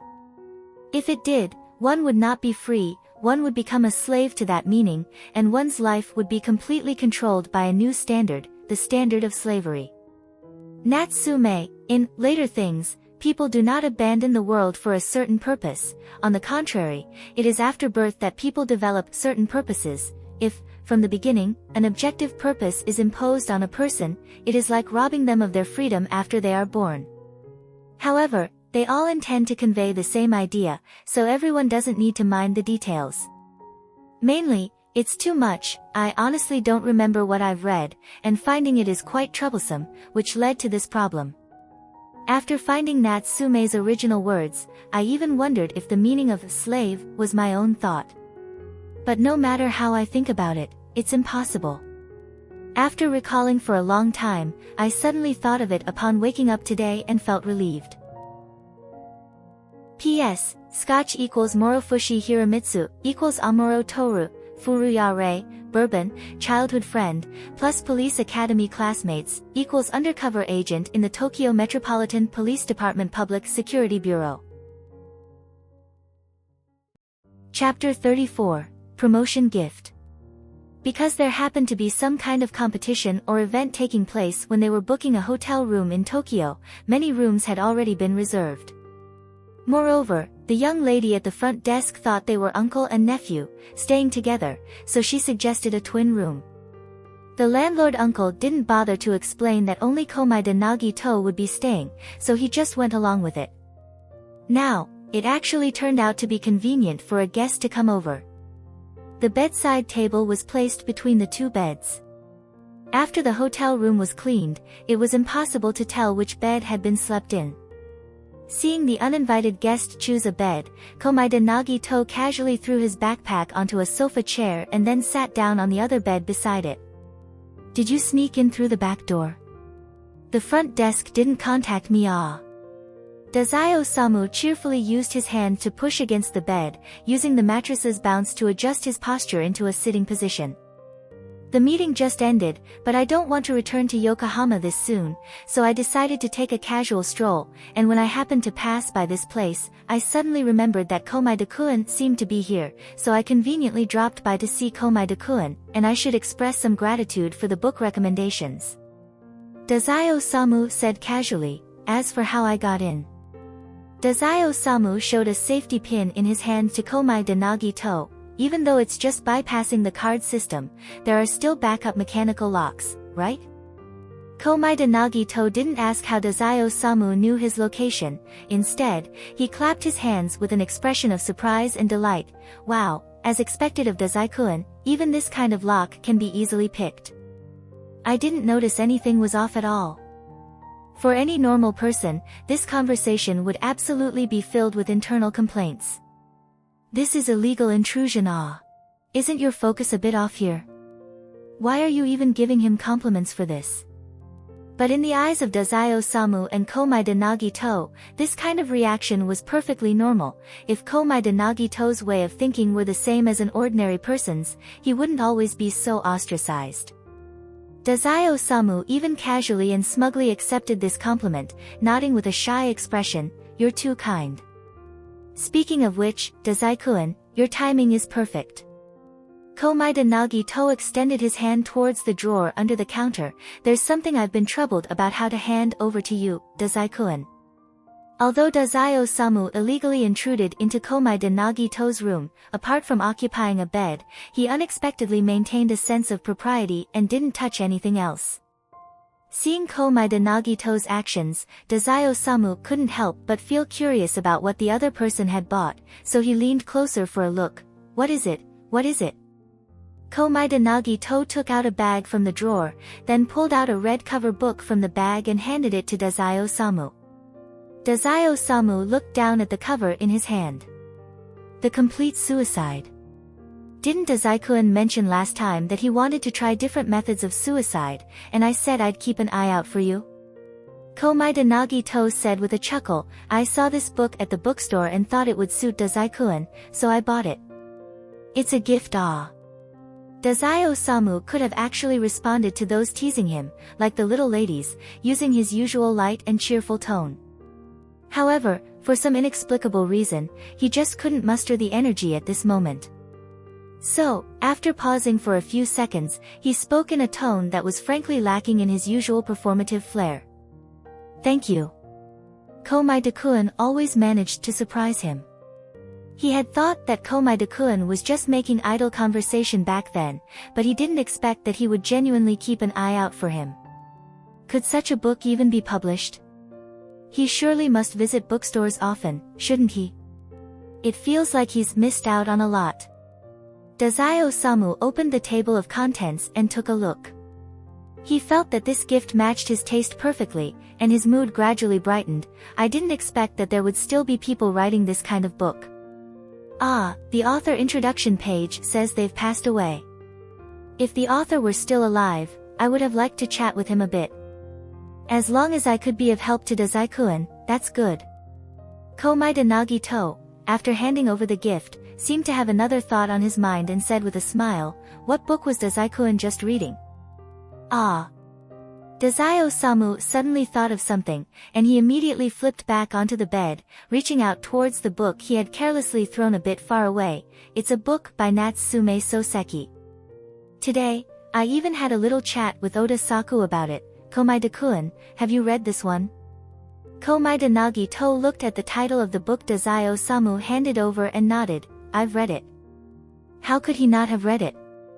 As a devoted literary enthusiast who respects Natsume-sensei from the bottom of his heart, Komaeda Nagito had purchased and carefully read all of the published works. Although this world lacks modern literary works, Natsume Soseki's level hasn't declined. Comparing his works with those of Natsume-sensei from another world, you can hardly tell that they were written by people from two different worlds. Most importantly, in this world, Natsume Soseki is still alive. Heaven knows how excited Komaeda Nagito was when he discovered this. He immediately went crazy researching information related to Natsume Soseki, intending to dig up his address to send him a letter, and even thought about visiting him in person. Looking very much like someone with the potential to be a stalker, Komaeda Nagito seemed indifferent to Dazai Osamu's illegal intrusion, even feeling honored, which is understandable. Dazai Osamu and Komaeda Nagito exchanged their thoughts on this book for a while. He discovered that Komaeda Nagito genuinely loves literature, truly understanding each and every book by Natsume Soseki, even having some favorite quotes, and could immediately recite a passage for him. No wonder, as Ongo mentioned, Oda Saku was clearly not in a hurry. Recently, he hasn't been visiting the bar much. It's because he's been staying home writing, and whenever he goes to the bar to chat with Ongo, it's always about random thoughts, and he even has to praise Komaeda-kun a little. Spending time with someone like Komaeda-kun, who has such a passionate love for reading, naturally leads to this kind of change. Originally, Dazai Osamu had thought that Mori Ogai's attitude towards Natsume Soseki was a bit subtle, but after he read it himself, he actually felt that Mori Ogai's attention to Natsume-sensei had some validity. However, that doesn't mean he would drop his suspicions. At most, he just finds Natsume Soseki even more interesting. Even more so, Mori Ogai paid attention to Komaeda Nagito's comments and opinions regarding Natsume Soseki, and this could not be easily brushed aside. Komaeda-kun really likes Natsume Soseki, ah. Dazai Osamu asked with a chuckle, which of his sayings do you like the most? Komaeda Nagito, without a moment to think, replied, in this world, even if there is just one, it's good enough. It is essential to find that something that can capture one's heart, be it a great thing, a beautiful thing, or a kind thing. Dazai Osamu was momentarily stunned, then asked thoughtfully, which book is this from? Spring, because it was rare for him to feel such joy while conversing with someone, Komaeda Nagito unconsciously relaxed. Just as he was about to mention the name of the book, he suddenly realized that it was from a Natsume Soseki book in another world, and quickly corrected himself, sorry, I forgot. Dazai Osamu raised an eyebrow. The last time, on that ship, he nearly recited the passage word for word, and saying he didn't remember the source could still be forgivable. After all, it might have just left a vague impression. But this time, with the most favorite quote, even repeating it verbatim, yet claiming not to know the source, was a bit too obvious. Especially, Natsume Soseki didn't actually publish many books. He went through all the Natsume Soseki publications available on the market and did not find any description similar to these two passages. But it doesn't matter, a bit of mystery makes things more interesting. Besides, the headache is for Boss Mori to deal with. He is not as interested in the relationship between Natsume Soseki and Komaeda Nagito as Boss Mori is. Therefore, even though it's rare that Komaeda Nagito had let something slip, Dazai Osamu, completely unlike his usual self who would interrogate the interrogation division and intelligence division with a frighteningly high efficiency, instead tolerated and let this matter go, merely commenting casually, indeed, it sounds just like something Komaeda-kun would say. Even if there is just one, it's good enough. It is essential to find that something that can capture one's heart. For Komaeda-kun, that thing is probably hope. Since he found this, he can now strive to obtain it, which is equivalent to finding his goal for survival. No wonder even Boss Mori pays attention to Natsume Soseki, truly every word is like a pearl. No wonder it's Komaeda-kun, to be able to find his purpose for survival just like that. But, he has no way of learning from Komaeda-kun. Dazai Osamu thought to himself. If it were him, he would need to find an even more concrete goal. Because no matter how important something is, it will eventually be lost. Knowing this, of course, one would want to distance themselves from vague and empty things. But, even so, sometimes there is still a sense of unwillingness. The relationship between him, Otasaku, and Ango would inevitably collapse one day, but even knowing this, he didn't pull away in time. And then there's him and Komaeda-kun. Despite knowing Komaeda Nagito's dangerous nature and unpredictability, he still approached him. What exactly was he hoping for? Dazai Osamu is staying at Komaeda Nagito's hotel tonight. After all, there are 2 beds, so Komaeda Nagito doesn't really mind, but out of habit, he still makes sure to ask, Dazai-kun, are you sure? There might be unexpected accidents, you know? If something unexpected really happens, I actually wouldn't mind at all, Dazai Osamu says lazily. In fact, I hope that Komaeda-kun can bring me more interesting experiences and free me from my daily boredom. Komaeda Nagito adjusted his school bag, his movements subtly pausing for a moment. Although Komaeda Nagito appeared to many as someone with a bit of a problem in the head, he actually understood others' thoughts very clearly, he just didn't care about them. Either they distanced themselves because they couldn't understand him, or they stayed away because of the misfortune he brought. But after knowing all that, not only did he not leave, but he even said something like, hope you brings me even more interesting experiences. He had grown up without ever encountering a competitor like Dazai Osamu. Even after many obvious hints to keep a distance, the other party remained unfazed, leaving him in a rare situation where he didn't know how to respond. Although Dazai-kun is drawn toward death, there is still a vast difference between suicide and accidental death. If he were to die accidentally, perhaps the answers Dazai-kun is searching for would slip away. That would be far too despairing. Maybe if he waits a little longer, Dazai-kun will come to understand. Thinking like that, Komaeda Nagito frowned and ignored the strange feeling in his heart caused by entering an unfamiliar social interaction, calmly accepting the offer to stay with Dazai-osamu. However, is Dazai-kun on a break? It seems like you're quite relaxed. The Port Mafia isn't exactly a proper company, and yet an important executive candidates ran off to Tokyo and didn't return at night. No matter how you think about it, that shouldn't happen during a busy time. Dazai-osamu thought for a moment. Actually, I'll be promoted to executive tomorrow. Komaeda Nagito. Even Komaeda Nagito had to stay silent for a moment at this time, because the tone, which seemed like saying, "I want to sleep in tomorrow," really didn't match up with such a big piece of news. Is Dazai-kun unhappy? Not really, it's just that I knew such a day would come very early on, so it feels natural, nothing worth being happy about. Dazai-osamu said casually, "Since I'm being promoted to executive, now all the busy work is on others. Compared to them, I am indeed a lot more free." Is that so? Komaeda Nagito showed a look of understanding, smiling as he said, "Then this book that I'm giving is quite timely, consider it a promotion gift." As Komaeda Nagito said this, Dazai-osamu was taken aback. This is quite new. To put it this way, Komaeda-kun is actually the first person to give me a promotion gift. Is that so? Then I am truly honored. Oh, that reminds me. Dazai-osamu suddenly became very interested and suggested, "Next, I'm sure I'll receive another round of gifts, so I should consider a return gift." Sitting at the desk in front of the open notebook, working on his assignments, Komaeda Nagito asked in confusion. "I don't quite understand the role of ceremonial etiquette. But do you really have to return the favor at a promotion celebration? It kind of feels like it's a reminder to people, I got promoted, but you haven't. Plus, it's a bit unexpected that Dazai-kun would consider something like this, huh?" Dazai-osamu pondered. "Actually, it's because when I was recently experimenting with cooking, I made a lot of chicken soup, but I couldn't finish it myself. Boss Mori said that since I had too much leftover, he would proportionally increase my workload. I didn't originally think of this method, but now it seems like I can use it as a return gift to handle the excess."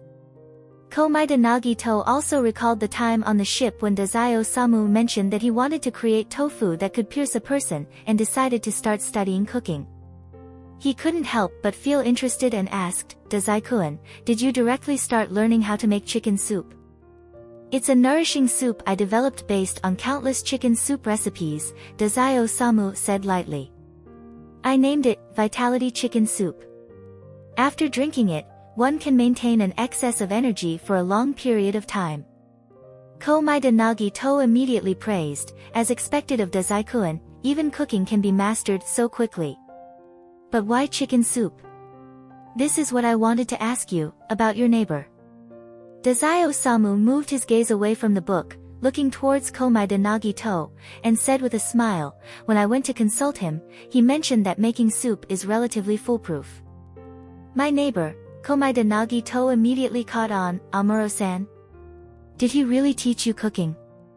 "Oh wow, Dazai-kun actually went to learn cooking from Amuro-san. It turned out to be true." "Indeed, he's such a kind person." Dazai-osamu could now use this peculiar description about someone else. "I barely had to ask," and he agreed right away. In fact, while staying peacefully at the apartment, Amuro Toru was suddenly approached by Dazai-osamu at his door. He thought it was because his investigation into the Port Mafia had drawn the attention of Dazai-osamu. When he heard Dazai-osamu's completely irrelevant request, he almost couldn't control his expression and blurted out, "Who told you that I'm good at cooking? Is that really something that needs to be said?" Dazai-osamu retorted. Amuro Toru held his forehead, pondering for a moment before concluding, "It must be Komaeda-kun. You and that kid are." Komaeda-kun, although he might do strange things like boarding a ship to gamble, he's really not suited for your world. Komaeda-kun likes beautiful, dazzling things, doesn't he? I don't have any of those, I've known that for a long time. Dazai-Osamu replied calmly. But do you still have the spare energy to care about Komaeda-kun now? I thought you'd be more concerned about yourself. Hearing Dazai-Osamu speak, Amuro Toru immediately became internally alert, but outwardly he still maintained a puzzled expression. Being sought out by a member of the Port Mafia is indeed a reason for concern. But aren't you here for academic research? You want to go with that story? I've been quite busy lately. Gathering intelligence among colleagues isn't really a big deal, is it? There's no need for you to be so cautious, Dazai-Osamu said with a smile. After all, aside from gathering information, you haven't done much else. However, there's something I'm very curious about, and I hope you can answer me. Amuro Toru confirmed that it was because of a mission from the liquor factory that he was being sought out, and since the other party had no intention of killing him, he finally relaxed a little. What is it? Which faction's resources did you rely on to leave Reigo Island? Amuro Toru forced a smile. What else could it be? It was my organization that helped me fake my death. That's impossible, Dazai-Osamu interrupted him. Although I did have you bring Komaeda-kun to the Port Mafia, but that was such a big matter, yet you abandoned the police and just disappeared like that. Even the special division didn't pursue you. This in itself is very strange. Dazai-Osamu tilted his head, maintaining the same innocent yet curious expression. Your organization doesn't realize the involvement of the special division, thinking that, like others, you could fake your death and escape easily. But I know, if it's the special division, it's impossible to let go of any suspicious individuals. Hearing that, Amuro Toru thought to himself that he shouldn't have helped Komaeda-kun answer that phone call. Even though the conversation over that phone was choppy and filled with noise, it was still possible to deduce this part. As expected of the Port Mafia's Dazai-Osamu. But back then, considering the situation, he couldn't think too much. He had carried out many tasks, but this was the first time he faced a direct ability user. Being able to regain his composure was already a sign of decent psychological resilience. He also had to consider how to handle the innocent civilian Komaeda Nagito. He certainly couldn't stop this innocent civilian from answering the phone. Is it someone from the Special Division? Or perhaps from the Metropolitan Police Department? The Security Bureau? Dazai-Osamu stared at Amuro Toru's expression, casually playing a game of guessing. However, even if Dazai-Osamu managed to guess correctly, he still couldn't admit it, so Amuro Toru just responded with a fake smile, saying, I don't know what you're talking about. Yet, it seemed as if Dazai-Osamu had already gotten his answer, and he didn't dwell on the topic any further. He smiled and said, Weren't we discussing how to make some dishes? Amuro Toru. Dazai-Osamu, could you really beat someone to death with tofu? No, what did Komaeda-kun tell you about me? What kind of person do you think I am? You can figure it out and invent it yourself. In the end, because he had a weakness held by Dazai-Osamu, Amuro Toru had no choice but to find a chicken soup recipe that was guaranteed to be error-free and make it for Dazai-Osamu as a gesture. Dazai-Osamu, appearing completely unguarded, drank a bowl, exchanged contact information with Amuro Toru, saved him as cooking master, and then left with a smile. That entire afternoon, Amuro Toru felt as if he had aged 10 years. Thinking a bit about Komaeda Nagito, then thinking a bit about Dazai-Osamu, Amuro Toru couldn't help but sigh again. Kids these days. What is going on with them? And after Dazai-Osamu got Komaeda Nagito's approval with, your cooking level is pretty good, he returned to the Port Mafia and began wreaking havoc in the kitchen. Mori Ogai observed and, through the overly complex thought processes of smart people who tend to overthink, came to a conclusion. Dazai-kun was probably urging him to hurry up so that he could have more time to go out, get a promotion, Otherwise, if he said he didn't have enough rest time, he would only be able to hang around within the port mafia. In short, what was originally supposed to take several more days of preparation, possibly not ready until Sunday, somehow became unexpectedly urgent and got moved up to be completed this Friday. Considering that Friday would undoubtedly be a busy day, Dazai-Osamu headed to Tokyo's Ginza Lupin Bar a day earlier, where he found that Bungo and Oda Saku, as expected, were waiting for him with great understanding. "Congratulations," Oda Sakunosuke said. "Will you be busier from now on?" "In theory, yes. But for me, it might actually be a bit more relaxed, as long as the boss doesn't deliberately find work for me." Noticing the dark circles under his eyes, which made him look like he hadn't slept for 3 or 4 days, Sakaguchi Bungo couldn't help but remark, a special resting excuse. "I really wish I could have that too." "So compared to that, Oda Saku, were you writing something?" "Yeah, because there are so many trivial matters, I want to make the most of even small bits of time." Komaeda-kun said something like that, Oda Sakunosuke replied. "However, if I want to write properly, it's best to calm down and focus, so the time I spend refining it ends up being a bit longer." Sakaguchi Bungo complained, "You've been refining it for so long, yet you haven't shown us a single piece, but that Komaeda-kun has seen quite a bit, hasn't he?" "Because Komaeda-kun's suggestions are very helpful. Actually, before it's well polished, I'm not really comfortable letting others see it, it feels a bit embarrassing." Oda Saku actually getting shy, ah.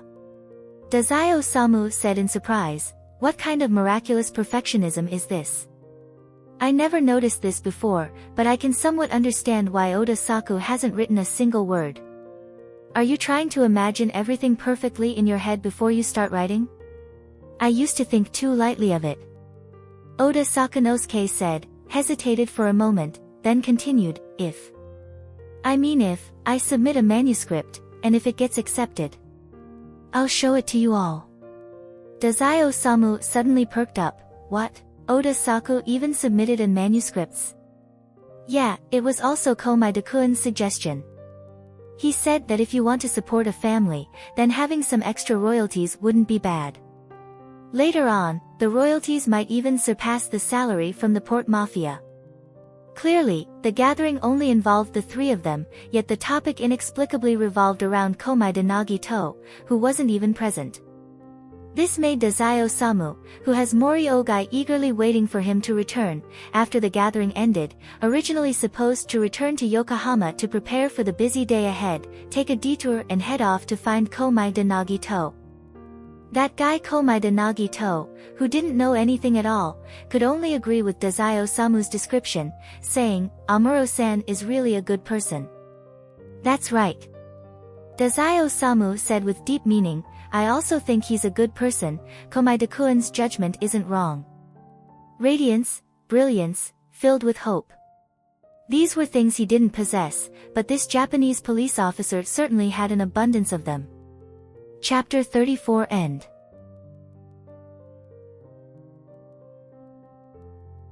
Author's note. Dazai, Komaeda-kun likes beautiful, dazzling things, huh? Those are things I don't have, but I've known that for a long time.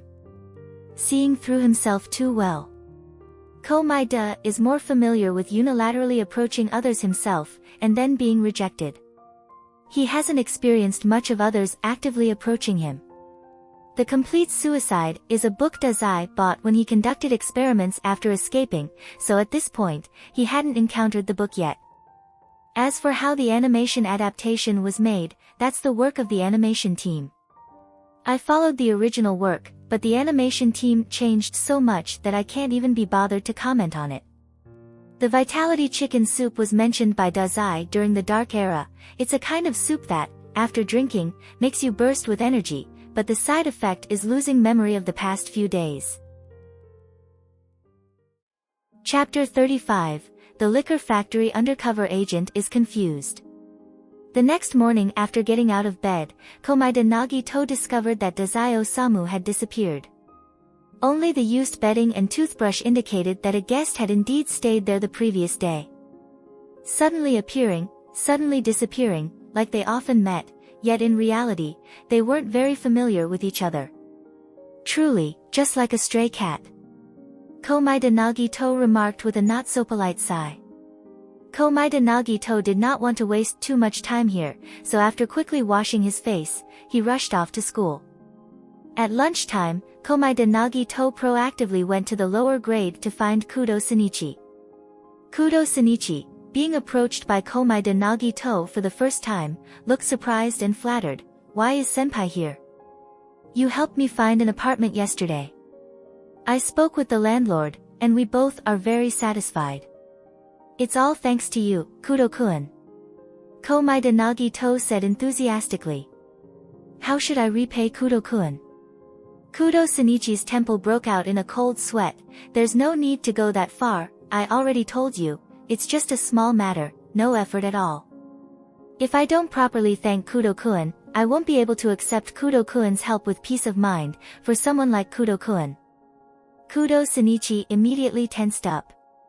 "Senpai is starting again. How do I interrupt this situation? There are people watching around too." However, the phrase, "no need to thank me," which he had repeated several times since yesterday, was utterly useless. In such situations, a normal person would just accept it first and talk about it later. So, how should he make senpai thank him? Kudo Shinichi quickly spun his thoughts, coming up with a less than optimal solution. "Does senpai often go to the bookstore? Then, if you want to thank me, help me find a detective novel I haven't read yet. But I won't accept it if it's bad." Yes, a very simple request. Even the ones published in Japan he has read through, and the newly published foreign ones are also easy to find. So, adding the restriction of good makes it seem less like he's humoring senpai, right? Senpai should agree. With no clear measure of his own abilities, Kudo Shinichi thought this. Komaeda Nagito was taken aback but cheerfully responded, "Sure, but what exactly has Kudo-kun read through?" Kudo Shinichi pondered. "The deadline is by the end of next month. The ones published in Japan, and the reviews are pretty good, I've basically seen them all. As for those rated as excellent, I've read them all as well. Plus, there's the annual mystery competition. My favorite is the Holmes series, but the author is elusive, so I'm not sure if there will be a next installment. That's why I also pay a lot of attention to foreign published mysteries." Komaeda Nagito reminisced about the quality of modern literature in this world and felt sympathy for Kudo Shinichi. Literature was already not abundant, and when it comes to detective fiction, there are even fewer works. Even the ones that he have read are quite ordinary.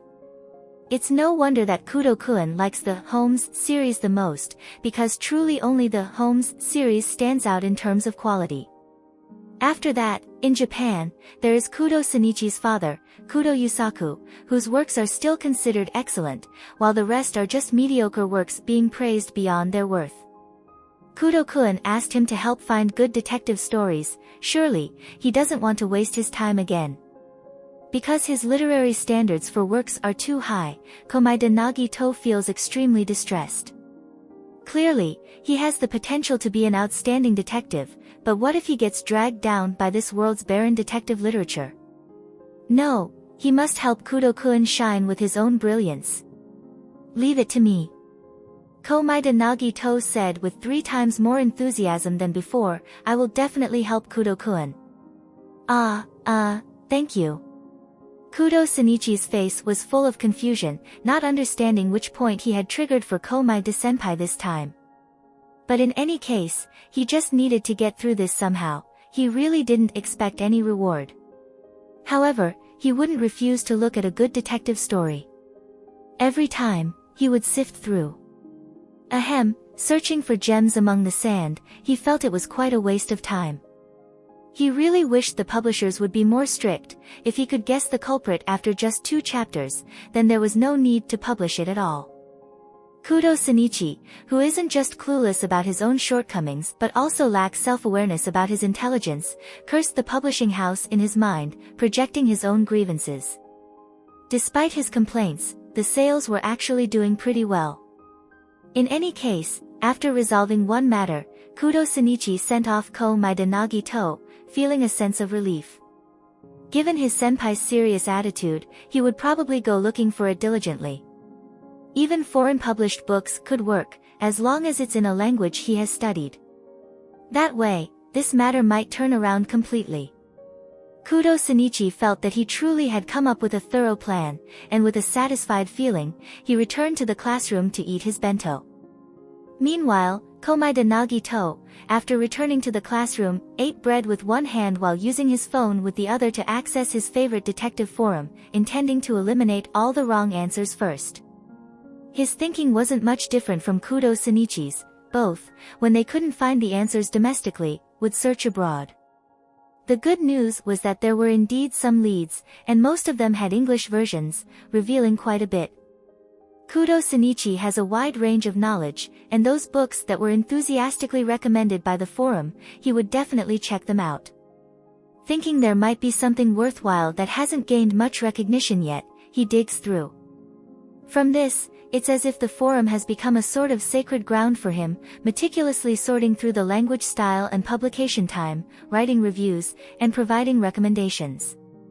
It feels like the probability of this approach is a bit far-fetched.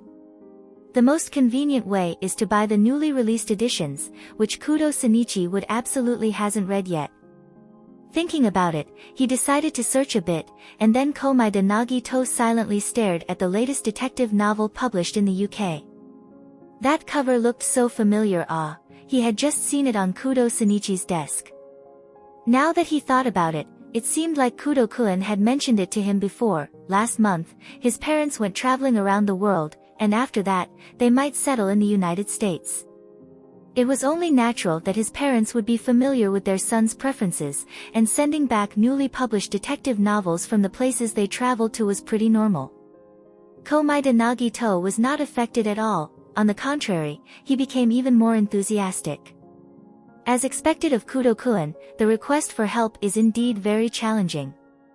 I have to give it my all. Komaeda Nagito quickly revised his future study plan, eager to repay Kudo-kun for helping him find a place to stay as soon as possible. Today was already Friday, and with things to do, the time until school ended passed quickly. However, Komaeda Nagito did not hurry to the bookstore or go home to find detective work. Instead, he made a phone call to contact the landlord grandpa. Although they had a great chat yesterday, they ultimately did not sign the contract. The landlord grandpa mentioned that they could sign it after school today, so he just wanted to confirm whether it would be convenient to go over now. The landlord grandpa didn't have much work to do, usually quite free, mostly just taking care of the household's cat. Therefore, he quickly answered the phone, indicating that he was available and ready, and Komaeda could come directly. Because of this, after school, Komaeda Nagito followed the same route as yesterday and arrived at the landlord's house.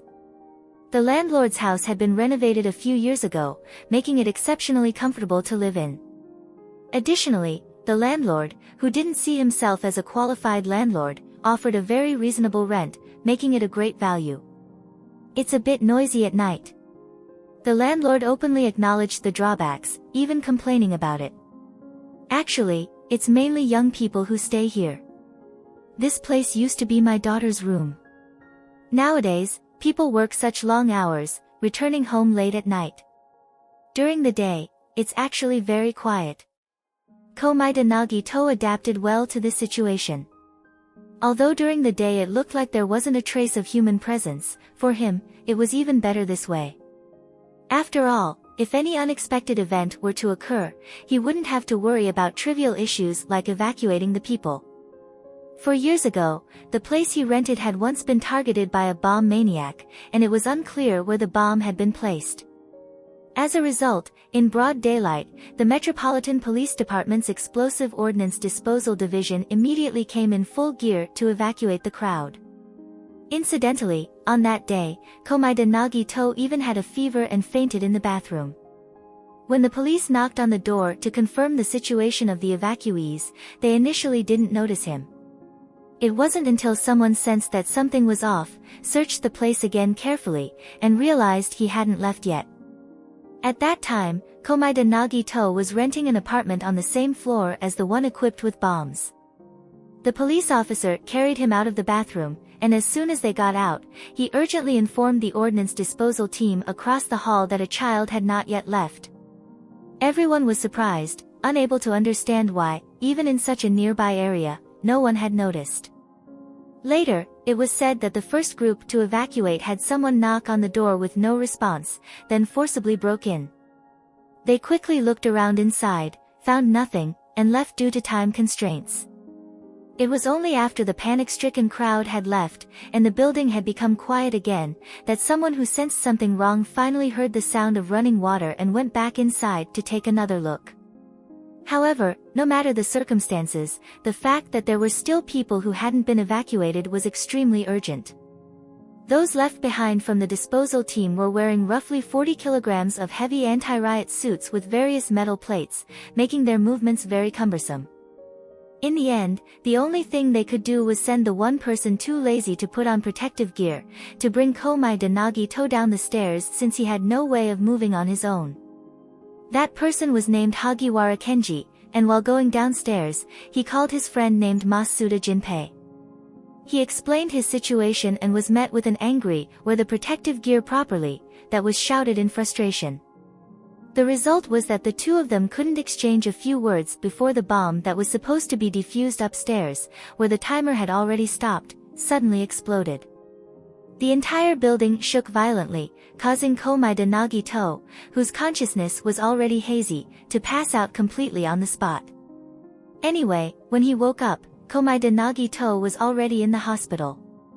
That police officer named Hagiwara Kenji had managed to take Komaeda Nagito out of the explosion's range, but he still got hit on the head by a falling rock. In the end, he had no choice but to stay in the hospital with Komaeda Nagito for a few days. During that time, Masuda Jinpei came to visit Hagiwara Kenji and scolded him fiercely right in front of Komaeda Nagito, but when he spoke to Komaeda Nagito, his tone was noticeably gentler. "More or less thanks to you, otherwise I'm afraid I'd have ended up visiting the grave of this guy who isn't wearing protective gear right now." Masuda Jinpei took off his sunglasses, revealing a handsome face with a somewhat mischievous expression. Combined with Hagiwara Kenji's similarly outstanding appearance from the neighboring hospital bed, the young Komaeda Nagito almost thought that all the officers from the disposal team were this good-looking. Because they learned about Komaeda Nagito's family situation while helping with the hospitalization procedures, these two police officers even insisted on giving Komaeda Nagito their own phone numbers, telling him to call them if he needed anything. After all, calling someone you personally know in the police directly was far more efficient than just dialing the usual emergency hotline. Consider it giving him a chance to repay a life-saving debt. Masuda Jinpei entered a number into Komaeda Nagito's phone while fiercely glaring at Hagiwara Kenji. No matter how much Komaeda Nagito tried to say that he was actually causing them trouble, neither of these two overly handsome police officers budged. Later, Komaeda Nagito heard from Hagiwara Kenji's colleagues that the two of them had actually been scouted as talents by the disposal team back when they were still in the police academy, which made Komaeda Nagito's affection for them grow even more. At first, it was just during holidays that they would send messages to comfort each other, and occasionally they would talk a little about school matters, but it was limited to that. After all, there was a gap of more than 10 years between them, and even if they tried to make small talk, it wouldn't go far. Simply updating each other about their recent situations was enough. But last year, when Komaeda Nagito was chosen as a hostage by robbers, it happened that during a rare holiday, the two-person team who thought they could relax a bit noticed that something was wrong. When they came over and locked eyes with Komaeda Nagito, both of their expressions were indescribable. The two people's expressions were extremely hard to describe. Since it would take some time for the other police officers to arrive, the two decided to just handle the robbers themselves. Afterwards, Masuda Jinpei even complained to Komaeda Nagito, "Although we are the ones who deal with dangerous items all day, I still feel like your side is a bit more dangerous." Previously, they heard about incidents of car accidents or kidnappings through the messages, and while they were certainly worried, it was different from experience themselves. Now, it's finally clear. It was precisely because of this strange encounter that Komaeda Nagito inexplicably ended up learning a bunch of escape-related knowledge from these two elite police officers. They had actually wanted to teach Komaeda Nagito some fighting techniques, but his physical condition was really not up to par, just a 14-year-old kid, and seeing his obedient demeanor, they couldn't bring themselves to be too harsh. Moreover, the disposal team didn't have many holidays, and they usually stayed in dormitories to be on call at any time, so in the end, they could only teach some beginner's technique. In short, what the landlord grandpa viewed as a disability, Komaeda Nagito didn't see as an issue at all. This time, he came here with the full intention of signing the contract properly. Hopefully, nothing unexpected will happen. It was really hard for him to find a place to stay. With such anticipation, Komaeda Nagito pressed the landlord's doorbell. After a moment, the landlord came to open the door. "Please come in." The landlord led Komaeda Nagito into the entryway, then reached out to close the door. Creak. Huh. The landlord was a bit puzzled and carefully tried to close the door again. Click. Komaeda Nagito noticed something wasn't quite right, so he put his bag down to the side, leaned in, and said, "Why don't I take a look?" The landlord also thought that a young person might know better, so he stepped aside to give Komaeda Nagito space to examine the door properly.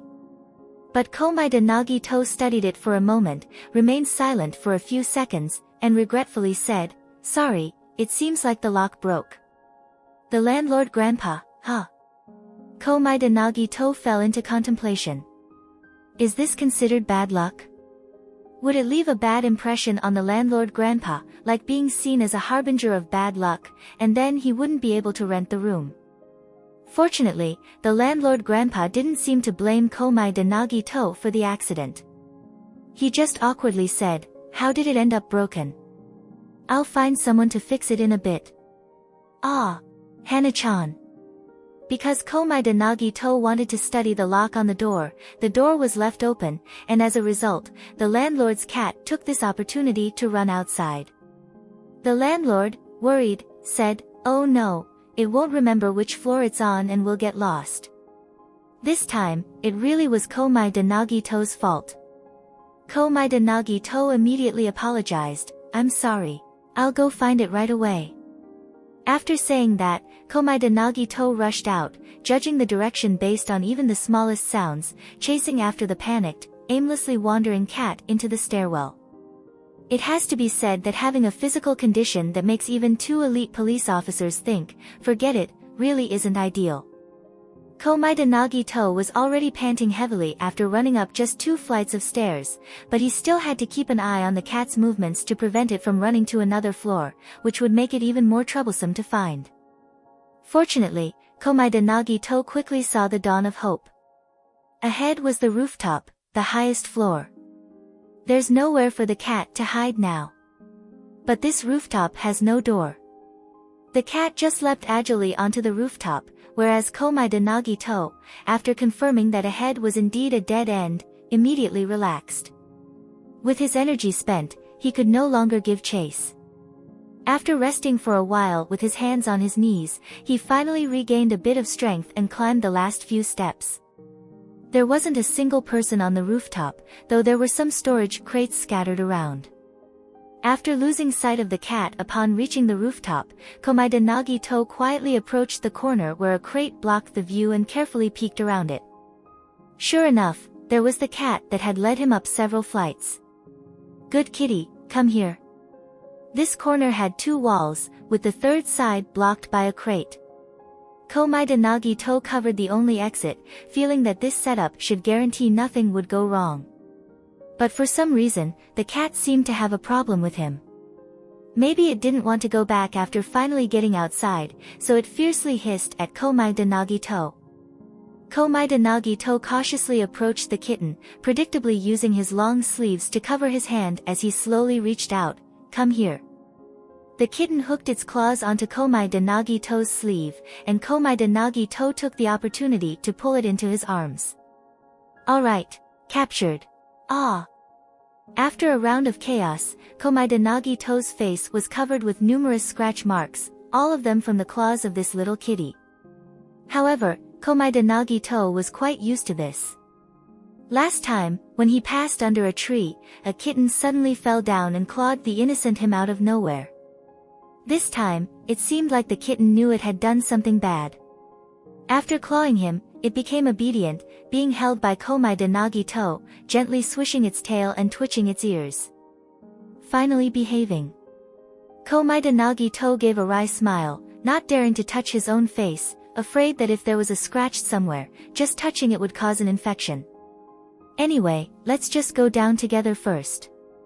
Komaeda Nagito hadn't even finished speaking when he heard rapid and intense footsteps climbing the stairs. In just a few seconds, the sound went from barely audible to right at the rooftop. Meow. Shush. Komaeda Nagito soothed the kitten in his arms, pausing his steps. After someone barged onto the rooftop, another person followed closely behind. Through the crack between the cargo containers, Komaeda Nagito peered out and saw the two people outside. To his surprise, he recognized one of them. It was the young man with cat-like eyes carrying an instrument bag who had appeared yesterday at the hotel with Amuro-san. As for the other long-haired young man, he really didn't know him. Compared to his relaxed and gentle demeanor yesterday, today, this cat-eyed young man exuded a sense of tension all over, his gaze sharp, and he was holding a pistol that, no matter how you looked at it, was no replica. Truly worthy of being Scotch, you managed to take advantage of the situation to seize my gun. With his back to Komaeda Nagito, the long-haired young man said, "But I'm not begging for mercy, just hoping you could hear me out for a few words." Bang! This strange sound interrupted the conversation between the two, and their already tense nerves became even more strained in an instant. Meow. A sweet cat meow sounded, but neither of them relaxed because of it. After all, even if it's just from watching movies, they knew that in situations like this, too many people would choose to imitate a cat. Whether it's a person or a cat, you need to see it with your own eyes to be sure. The young man called Scotch, with cat-like eyes, was actually Morofushi Hiramitsu, an undercover agent from the Public Security Bureau of the Japanese police infiltrating the black organization. Today, his identity was exposed, and he was currently being chased by the long-haired young man known by the code name Rai. He had planned to snatch the opponent's pistol, originally intending that next he would destroy the mobile phone placed in the pocket in front of his chest, to prevent the intelligence from being leaked and involving his colleagues and childhood friend who were also undercover with him, codenamed Bourbon. Without a doubt, if he wanted to destroy the phone, the bullet would definitely pierce through his heart, and he had already been prepared for that. But now, things have changed. Just now, the sound that came out, was it really a cat? This is a normal residential building. If it was an innocent resident who accidentally made the noise, someone so cold and ruthless, with a high mission success rate, known within the organization as the Silver Bullet, would absolutely not spare any civilian who witnessed all this after his death. As a police officer, Morofushi Hiramitsu didn't want to see any innocent people get involved because of him. He had no choice but to temporarily abandon his plan to shift his aim, and continued pointing his gun at Rai. Rai frowned, not turning his head towards the direction of the crate, but instead continued speaking to Morofushi Hiramitsu, "I don't want to kill you either." Morofushi Hiramitsu's gaze uncontrollably stopped behind Rai, meeting the eyes of a boy who was peeking out from behind the cargo crate, holding a cat. This is bad. At the very least, he's still an outstanding student in the police academy, and having an exceptional memory from working undercover, Morofushi Hiramitsu recognized this boy at a glance as someone he had just met yesterday, a boy who seemed to have figured something out, and was even an acquaintance of his childhood friend. His name was Komaeda Nagito. Rai stared at Morofushi Hiramitsu, noticing that his gaze was directed behind him, and immediately understood, sure enough, the sound wasn't from the cat, but from a person. "I won't make a move against that person." Rai immediately whispered, "Actually, I am FBI agent Akai Shuichi, who infiltrated the organization undercover. I'm here to help you." Morofushi Hiramitsu stared at Rai with suspicion, unsure whether to trust him or not. Right at that moment, rapid footsteps sounded from the stairs, making both Morofushi Hiramitsu and Akai Shuichi tense up, adjust their positions, and stay alert to see whether the newcomer was friend or foe. If it's someone from the organization. Morofushi Hiramitsu thought to himself, he could only try to deal with everyone, hoping that by doing so he could protect that child well. If it didn't work out, he'd just have to hope that he could end himself quickly enough, without leaving any leads for the organization. In a tense atmosphere where a second felt like a year, finally, someone made it to the rooftop. Disguised as Amuro Toru, a Japanese police officer immediately raised his pistol upon seeing the situation, seemingly pointing it at his childhood friend, but in fact aiming at the unarmed Akai Shuichi, and asked, "What's going on here?" Faced with two pistols, Akai Shuichi, who had intended to assist the undercover agent, fell into silence. In the midst of this silence, suddenly a gasp-like sound came from behind the cargo container, followed by a cat trotting out from behind. Following closely behind was a young boy, his face full of cat-like scratch marks, shyly poking his head out from the back of the crate again. "Excuse me, may I come out now? That cat didn't scratch me but wanted to run away again." "Amuro Toru. Why is it you again? Why do you always show up in weird places? Explain yourself, ah." Chapter 35 End. Author's note. Masuda Jinpei and Hagiwara Kenji are police academy classmates of Amuro Toru, Bourbon. They appeared in the Conan special episode, The Trembling Metropolitan Police Department, 12 Million Hostages. This episode is quite famous, and it's really well done. Masuda is so handsome, he's like a white moonlight, but sadly, he died. But no matter. Colleagues are the dream, and I want to save all of them. If you want to learn more about those two, you can watch episode 326 of Conan.